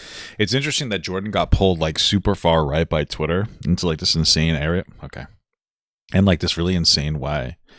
And then he gets so fucking insane and he just kind of like people just stop supporting him. The same people who like really loved that he went that far. It's kind of sad. What the fuck? That he appeared in. Now, by late 2025, he basically disappeared and nobody really knew where he went. It was later revealed by his daughter that he'd gone back to the ICU due to chronic inflammation, which, according to her, had been caused by mold exposure. And sadly, he's still damn, he's got moldy brain. It's fucked up. Addicted to Twitter. Like, he's not tweeting as much anymore, but you can see him reposting stuff to this day. Honestly, man, I feel bad for this guy. You know, like, I don't think he's evil. I think he's just, like, severely mentally ill and unequipped to deal with the internet. Like, I genuinely hope he gets help and he gets off Twitter and just, like, chills. You are mine! Owen Benjamin is interesting. I have no fucking idea who the fuck Owen Benjamin is, if I'm keeping it real. Because he might be the only person in history to have canceled himself. From 2004 to... Who the fuck is this guy? To 2018, Owen made a name for himself as an actor and a stand-up comedian. He even starred in his very own Hollywood movie called All's Fair in Love, which... What the fuck are we talking about here?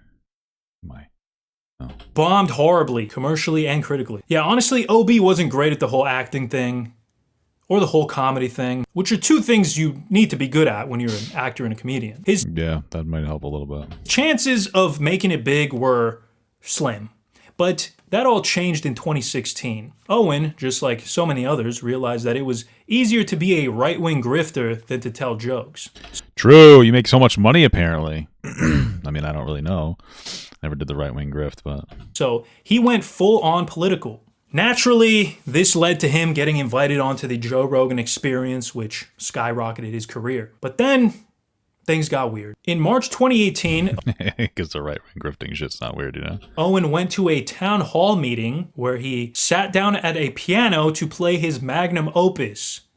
That N-word stole my bike. And what? When I say N-word, I mean, well, you know what I mean. Like not nice guy? You know what? Obviously, this pissed off everybody at the town hall, but Owen... Why would he go to a town hall and sing the N-word? I don't understand that. Being the asshole that he is, just doubled down and released an... Well, this is what... well, first of all, it's going to be what I said before. Oh, he's a comedian. Comedians can say whatever they want. But then also, it's going to be like... These people don't understand that, like, once they get off, like, online, like, oh, this stuff is so cool, haha, I'm online, blah, blah, blah, blah, blah, blah. But, like, offline, nobody likes this shit. It's fucking unhinged, like, childish bullshit. Unhinged 2-hour rant to dunk on his neighbors. In it, he mentioned how a local church had actually refused his donation of $500 because they didn't want to be associated with him. This was just one of many examples of Owen crashing out, and he was testing the limits of pretty much every social media platform, just posting unhinged shit. It had gotten so bad that he was on thin ice on basically every platform. Like, this man's brain was so cooked that all he could talk about was about everyone trying to cancel him. But in reality... Hey, that's the way to go, man. Everybody's trying to cancel me. I'm a victim. I'm a permanent victim. Okay. He was canceling himself by being a dick and an unhinged lunatic. Even Joe Rogan was telling him that he needed to relax. So when I see this online and I see these blurting outpost, just outbreak posts, they're just like, blah. Yeah, I don't get it. Freedom of speech is under attack. I can't even go to a town hall meeting and say racial slurs anymore, dude. Freedom of speech is fucked right now. Like you got mental diarrhea. I mean, just let me see if I can throw the word in here for a goof. Let me see if I can. Oh, dude, he said it in context. It's okay. You know, say something that's going to... Owen did not like that, and neither did his fans. The comments were filled with insults hurled at Joe, be it for his weed addiction or the fact that he didn't let Owen defend himself, and the hypocrisy. To this day, this clip has 2K dislikes compared to 2.4K likes. Damn. This was the start of a long-standing beef between Joe and Owen. Well, I don't know who the fuck Owen is, so I guess not really. But I mean, really, it's more of a one-sided beef. More on that later. Since this episode, Joe basically cut off Owen and refused to have him back on the podcast. Damn. And this made Owen spiral out of control. He got banned on Twitter after mocking David Hogg, and in 2019... Oh, that's the kid that was in the school shooting, right?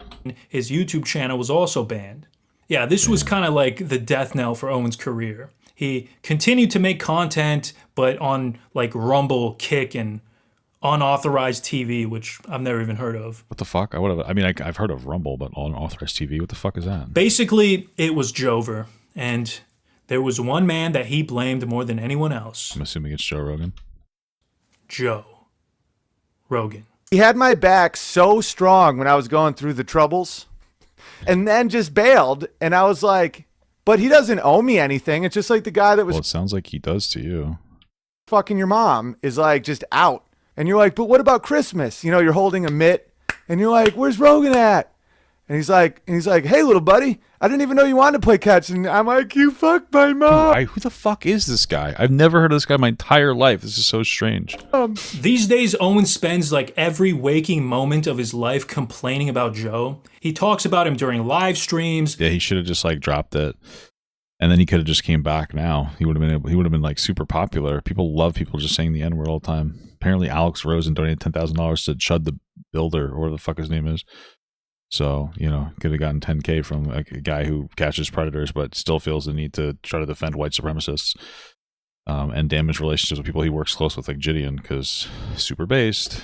Calls him a liar and insults him for being short. And I don't hate Rogan. I just think Rogan's a 5'6" guy, looks like a thumb, and he thinks he's a ninja.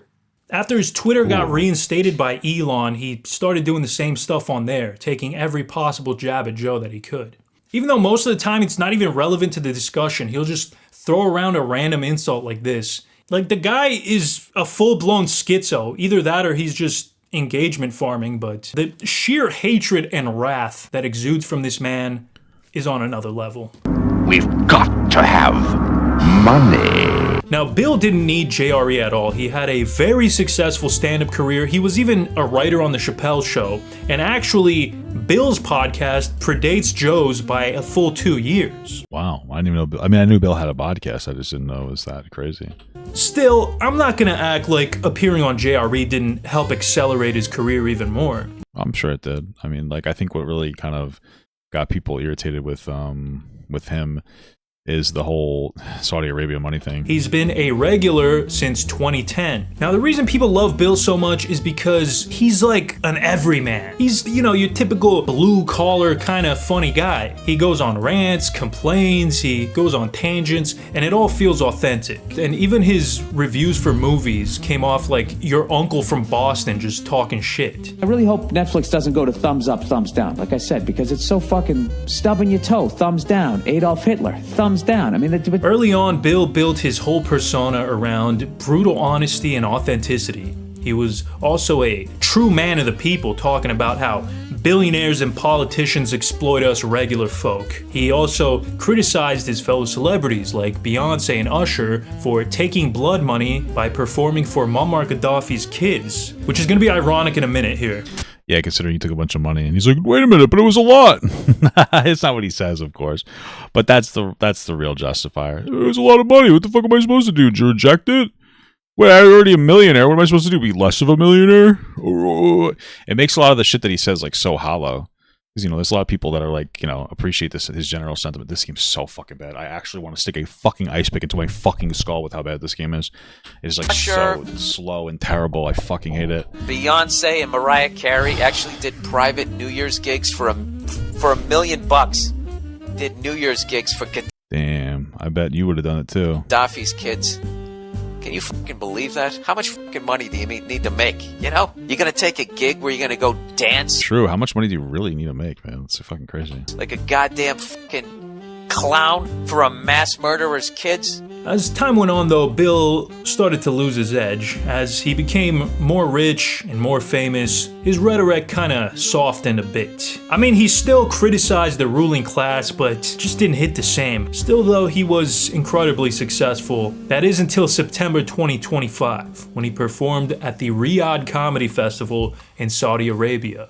An event that was specifically created to whitewash the country's human rights abuses. You would think that the pro-free speech, pro-working class Billy Burr would never do a show for a regime that puts people in prison for criticizing them and has literal slaves. Yeah, and kills fucking, you know, different journalists. But hey, you know, money and the biggest crime of them all from these comedians doesn't let you like authentically, you know, make your comedy without getting rid of you, you know? Oh, you can't make any jokes about the fucking, you know, about the family. You know how it is. You know how it is. Freedom of speech and all that. Hey, if the money's right. Oh, and by the way, this event was also organized to overlap with the 7th anniversary of the assassination of Jamal Khashoggi, who was murdered by the Saudi government for speaking out against them. Really rubbing salt in the wound there. Almost instantly, Bill's fans turned against him, to which Bill replied with outrage, refusing to admit that it was a bad idea to go there, calling his fans and critics a bunch of losers and racists who don't know anything about anything. Yeah, I think the general consensus is how dare you go to that place and make those oppressed people laugh, you fucking piece of shit! Yeah, I'm sure all the ones that were able to go to the Riyadh Comedy Festival were super oppressed. I can't believe you went to that place. I can't find. I think it was so funny that like when he went there, they did like they had like a whole town that was like set up for him, like just for like tourists kind of a thing. He's like, yeah, they had like regular stuff all over the place. I mean, there was nobody there except for me and anybody else there, but like, you know, it was fucking crazy. On a map, and this bot said I was upset about it, so now I am. Yeah, it turns out calling your audience a bunch of dumb racist idiots isn't great. Since this, it's so funny because he has like a more of a left-wing audience. He's calling them a bunch of racists because they didn't like that he was like taking Saudi money. Because they're like, hey man, like we thought you were a cool guy. What the fuck is up with that? Why aren't you a cool guy? This whole thing, Bill's YouTube views are half of like what they used to be, and even now his comment section is full of people shitting on him. Now, this probably won't affect his career too much, but it's impossible to take anything he says seriously anymore. He's just as much of a greedy schmuck as the rest of them. Now, I've always said the worst thing about Jeffrey Epstein is the hypocrisy, and that's the worst thing about yeah, of course. Bill Burr too. This guy was an absolute legend, a comedy hero. But unfortunately, greed got to him, and now he's washed. My GOAT is washed. I swear, bro, the only real comedian left is the GOAT, Tom Myers. None of his teammates Bro, I've never heard of Tom Myers either. I'm so sorry, Dan Davis. came to the poor guy's birthday party, Sonny. Dave is one example of the all too common failed comedian to right-wing grifter pipeline. Is that Dave Rubin? Except Dave added a step in the middle where he was a left-wing grifter first. When Dave started his stand— What the fuck? That is fair. F for Family is a good show. Yeah, I liked it too. That was pretty good too, man. I liked it. Stand-up career, it was not great. Really? That many straight here, you sir, obviously straight with your 4 chicks. What?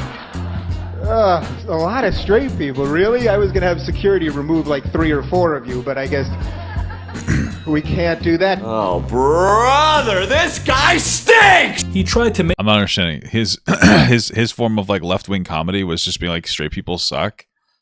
Wow, that's some fucking compelling shit there, huh? Make a name for himself for years, but it didn't pan out, so he switched strategies. He started co-hosting a radio show called The Ben and Dave Show, later renamed Six Pack, where he finally found some success. In 2014, Dave joined the Young Turks. Now, just to be clear on— What the fuck? I never really knew anything about Dave Rubin. I just knew that he was like a weird right-wing guy. But he was a super far left guy at a certain point, making jokes about how we should kick straight people out of festivals or whatever. What the fuck? Talking about the left-wing political YouTube show and not the group that perpetrated the Armenian genocide. Okay, I get confused about those two. Only because when I watch the Young Turks, I want to genocide myself. Kind of weird that you would name your show that. That's kind of like if I made a YouTube show and called it The Nazi Party. Anyways, this was Dave. That's crazy. Dave's first foray into the world of politics, and it was a big shift from his previous I have no opinions era. His stint on the Young Turks, still an absolutely insane name, by the way, didn't last long. So Dave's been a great part of the network for a long time. The Rubin Report obviously appeared on the Young Turks many times. He's going to do it again tomorrow. But after that, he is leaving the network. He's got a great new job at riot.org. What is Riot? The League of Legends? After the split, Dave became more of a centrist type. The kind that was like, oh, I'm above the partisanship. Yeah. You know, he's just a guy that wasn't picking sides. Not picking sides. Not picking sides is the same thing as not voting. What the hell? I look gay as fuck. Anyway, crazy. Not picking sides is the same thing as like, what the fuck? Oh yeah, not voting. You know, when there's one side that's clearly like much worse than the other, and you're like, I'm above all this, you know, it kind of makes you look like a fucking idiot, moron, dipshit, doofus fuck. You know, it's like, yeah, man, one side has kids that are like, we want communism. That's cringe. The other side has adults that are like, we're going to insurrect the government. Then I'm going to pardon everybody. And then I'm going to create a $2 billion slush fund to be able to fucking take money from the federal government and give it to people who tried to kill police officers on October 7th. Kill police officers on January 6th. Yeah, those things are equal. Oh, that's kind of crazy. But you know, those Democrats, the actual Democrats, they want to do things like healthcare, and so that's communism bad, but trying to overthrow the government is good, I guess. It's pretty cool. Number 4, I won't be a partisan hack. One of the worst things on cable news is that they think debate is taking a Republican operative and a Democratic strategist, sitting them across from each other and letting them go at it. That is not debate, that's just drivel. I'm super based. Do you know how many former White House officials and party leaders work for the cable news channels? I don't know either, but yeah, it's a lot. Yes, I tend to agree more with people on the left, but I'm not in this for the Democrats. I think they're as sold out and as corrupt as the Republicans, and I'm gonna. Okay, that's crazy. We're really doing the whole both sides thing, huh? Has there been like a time in recent history where Democrats have been as bad as Republicans? I don't think so. Truthfully speaking. Like, who the fuck are we referring to? What? To call them both out for it. That is until Joe Rogan happened. Dave went on his podcast and they hit it off. Then he went back multiple times, and during this period, you can kind of see him moving more and more right with each appearance, and his success continued to grow. But his transformation wouldn't be complete until 2017 with the famous PragerU video, Why I Left the Left. Oh, we love a good Why I Left the Left video. Hey guys, Why I Left the Left. It made more money on the right. Get more attention in the fucking rage bait audience. Can I just turn to a wolf? Which is kind of funny because in the video he didn't say he left the left. He said he was trying to reform it from within, like a political Martin Luther. I actually never said the phrase "why I left the left," but I just talked about my Wasn't that what the video's called? So my frustrations with the left and why I believe in freedom and in liberty. Yeah. They titled it "Why I Left the Left," and actually the first we didn't have any control over your own thing. Kind of strange. Dave, okay. The first half hour when it dropped, I was pissed because I was like... You had no say in that? I 100% doubt that he had no say in that. Like, that's fucking preposterous shit. There's no way he didn't have a say in it. Man, did they just, like, blow my gig? Like, I really felt at that time, I feel a little differently now, that I was trying to fix the left from within. Wait, you weren't trying to fix the left? Jesus Christ, you weren't trying to fix the left? What? But PragerU slapped that title on it anyways, and once Dave saw those views... I guarantee he knew all about that. What? Rolling in, whew, he fully committed. And then quickly I realized that video went so viral, it's their #1 viewed video on YouTube, that I was like, you know what, I have to just kind of embrace this. Just like that, the rebrand was complete. Dave Rubin became I mean, I don't really see how you attach yourself to PragerU, the far right-wing YouTube atmosphere, and then you're like, well, I'm just trying to like fix the left. That doesn't make any fucking sense to anybody. What? A classical liberal, which in reality is just a conservative. Pretty soon he became a member of the intellectual... That's funny because Antavius is definitely like political. You could tell he's definitely like on the left, but he doesn't like get like super into it, but like he makes some specific comments, you know. Fucking goddamn it. Dark web, which is an even more exclusive group than the Death Squad, okay? If the Death Squad is like the Freemasons, then the intellectual dark web is like the Illuminati, okay? So he lumped himself in with people like Sam Harris, Jordan Peterson, Ben Shapiro, just like the minds of our generation. These were the people that were supposedly representing the dissenting voices on the internet against the mainstream media.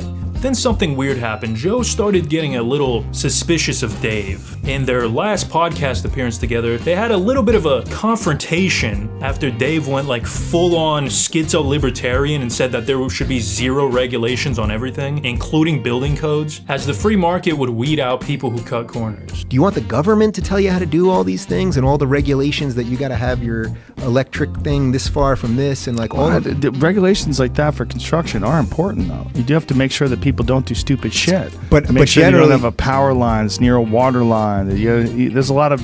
But I would put most of that on the builders though. They want to build things that are good. Now I get it. I'm not understanding what that means. Like I guarantee you that like like so many like factories and shit, they don't give a fuck about like health at all. If these factory creators and like owners and people who ran it, if they could, they would just like shit on like diarrhea inside the water. Like they don't care. Anything to make a buck. They don't give a fuck. You know, that's one of those things that people should understand too, is that like anytime there's some kind of a factory or a business or whatever in an area and they're like producing stuff, it's like, oh, they're creating jobs. Like, yeah, but they also might be creating like more destruction. If they're destroying the environment and making you have to pay more in healthcare because you have to go to the doctor more often, what are they really doing? If they're destroying the environment, which is, well, everything is making you sick, all these carcinogens in the air. It's interesting. Conservatives are like, oh man, the vaccine that can give you fucking cancer. And it's like, well, what about regulations for companies dumping sludge in the water? I don't know. I kind of feel like they wouldn't do that, maybe. Like, what? These people are fucking morons. It's insane. Like, obviously the government hasn't been really working perfectly. Obviously. I think everybody understands that, regardless of either side, even though the right's worse. But at the same time, like, the government is generally supposed to work for people, and it kind of does. Or it can if people start demanding more of it, which they don't really. They just like to get really angry and outraged and they don't do shit.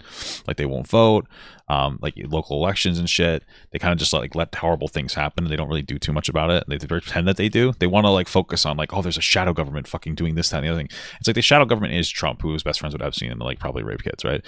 But like they're all like, no, there's a shadow government. It's lizard people. It's like, okay, what if we focus on the actual corruption? No, of course not. There's planes that can fly through walls and fucking... Vaccines aren't even real. Put a shot in me. I'm so scared of the doctor. It's just fucking terrible. I'm so scared right now. You know, it's like, well, what about the guy you voted? No, he's fine. I know he's just corrupt rapist, but fuck. That's so cool. I don't, you know what I mean? Like, I don't, where the fuck have we gone here? That's not true. Listen, people people are going to build corners all the time. Like, you have to have regulations when it comes to construction methods, or people are Whoa, what happened to this Joe Rogan? That's crazy. going to get fucked. They cut corners when there are regulations anyway. They do. Well, there's no corners to cut when there are no regulations. I don't really understand the. They would cut a lot more if there weren't regulations. I'm not You go totally- to third world countries and look at construction methods. They're fucking dangerous. After a brief back and forth, Dave folded almost immediately, and it was this moment that kind of convinced Joe and a lot of other people that Dave didn't really have any political conviction. The guy was just going with the flow. It kind of came across like he hadn't really thought out any of his beliefs and was simply parroting what he heard other people in his space say. Well, yeah, because he's on fucking PragerU, so like. That's his daddy now. That's his daddy, you know? This was the last time Dave would ever go on JRE, and not from lack of trying. He's attempted to go back on multiple times just to get ignored. He even made like a whole ass video crying about how Joe won't let him back on the podcast anymore. Will I go on Rogan's podcast? I asked him, and our PR people asked him about a bajillion times to go on for my book. We did not get a response as far as I know, so I don't know what happened there. A little weird. What happened, man? Well, I wonder what happened. I actually am wondering because Joe Rogan is totally fine with grifting, so I don't really get it. I mean, maybe he just like believes it. Like maybe the TBI really caught up to him or something. I don't know. To say that publicly, I don't know what happened. After this, he sort of became a joke. His popularity not only stalled, but a lot of his former fans started to back away from him. And things only got worse. In 2014, you know, like the people on the left who are apparently fans of him because he was a left-leaning guy. the DOJ revealed that Dave, along with a number of other conservative creators, were being funded by Tenet Media to You mean the Russian propaganda machine, Tenet Media? What? the tune of millions of dollars. But this guy's a leftist. Dave in particular was receiving $400,000 a month to post 4 videos.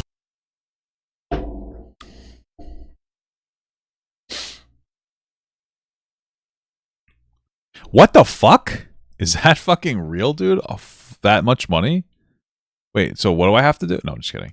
That's fucking insane, though. What the fuck? The problem is Tenet Media was secretly being controlled by the Russians who were trying to bypass sanctions against Russia after the Ukraine war. Now, in all fairness, Dave is very dumb, so there is a chance he'd been duped into it, but I wouldn't be surprised if all these people were aware the whole time. Still though, when your biggest critic— Not Dave. Not my David.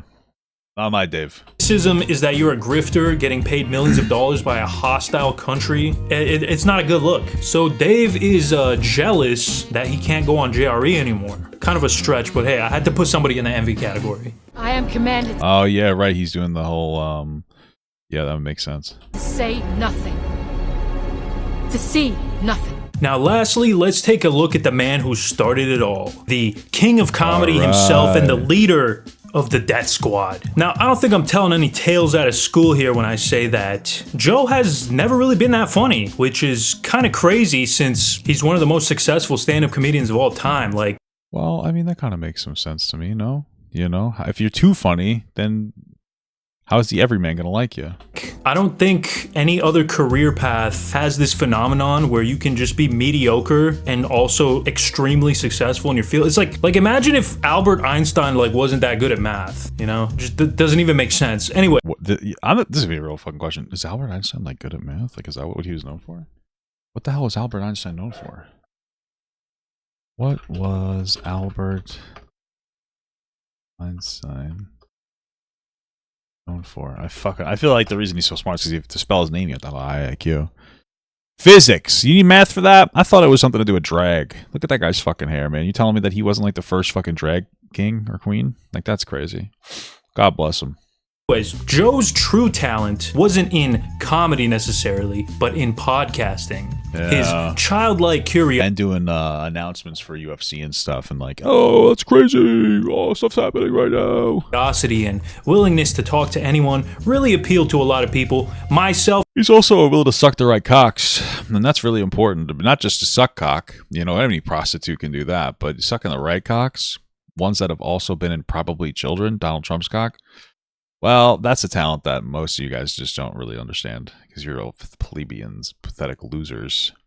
Self included, like, I'm not even gonna lie, 2015 JRE was peak, okay? As a young man who just discovered podcasting in the mid-2010s, that's like all I was talking about. Joe used to... I remember being like, oh, Joe's actually kind of a good guy, blah, blah, blah. And he probably was back then, to be honest with you. I'm like, now he's a fucking hack asshole. Is this be the guy who questions everything? Like, he even had a show called Joe Rogan Questions Everything. But all of a sudden his questioning is a lot more selective, let's say. Instead of the diverse cast of characters that used to appear on his show, nowadays it's just like billionaires, members of the Trump administration, and his comedic sycophants. And he gives a zero pushback to any of them, so. Give you guys an example of what I'm talking about. In one now infamous episode, Joe had on the FBI director, Kash Patel, who you might know as the guy who is actively stifling the Epstein investigation. Now this is... Well, in his defense, Trump is making him do that actively because Trump is probably a pedophile rapist inside the Epstein files. This is probably one of the worst podcasts I've ever seen in my life. Joe barely pushed back on Kash at all. And when he was criticized for that, he literally said, what am I supposed to do? Push back? The Epstein stuff is so crazy because when Kash Patel was on here and he was like, there's nothing. And I was like, what are you talking about? Yeah. I didn't even know what to say. My thought was, and people are like, why didn't you push back more? My thought was like, I'm just going to put this out there and let the internet do its work. Why? Why wouldn't you push back against the thing Trump ran on releasing? Then he refuses to release. Nothing I could.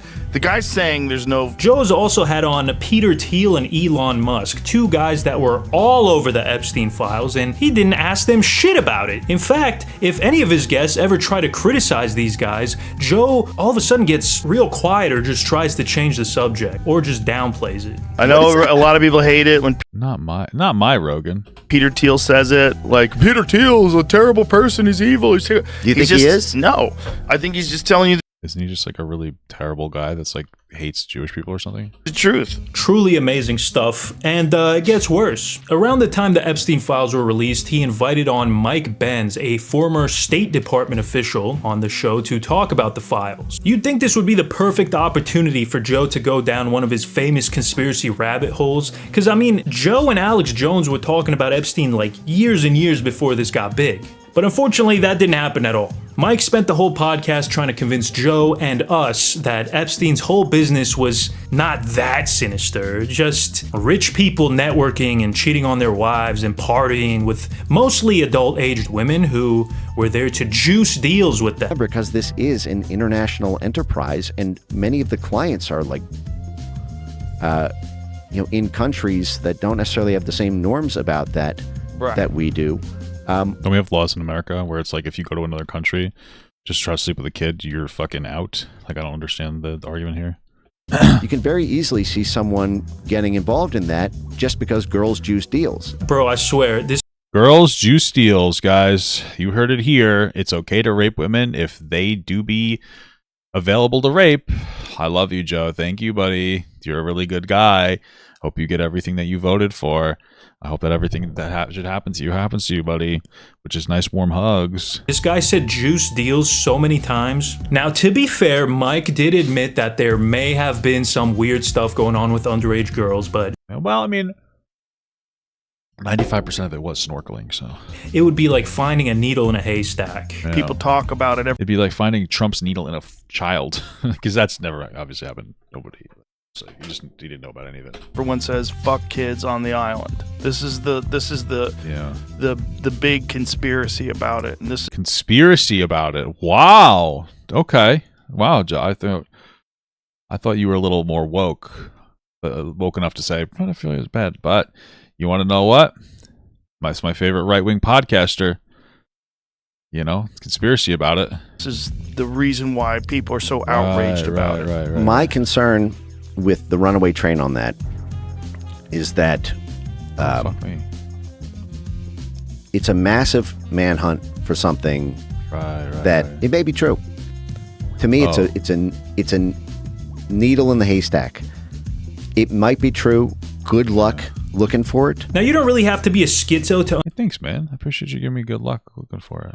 Understand that this is completely absurd, and the fact that Joe barely... Well, now it explains why Joe Rogan doesn't give a fuck about kids getting molested.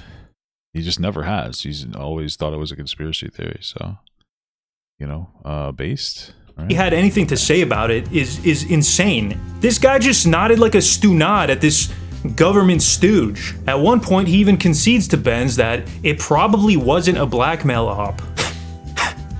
Speaking of that, you guys should watch the Epstein video I posted on my main channel. Anyways, it's not... Probably should watch that soon, huh? Not just the Epstein thing.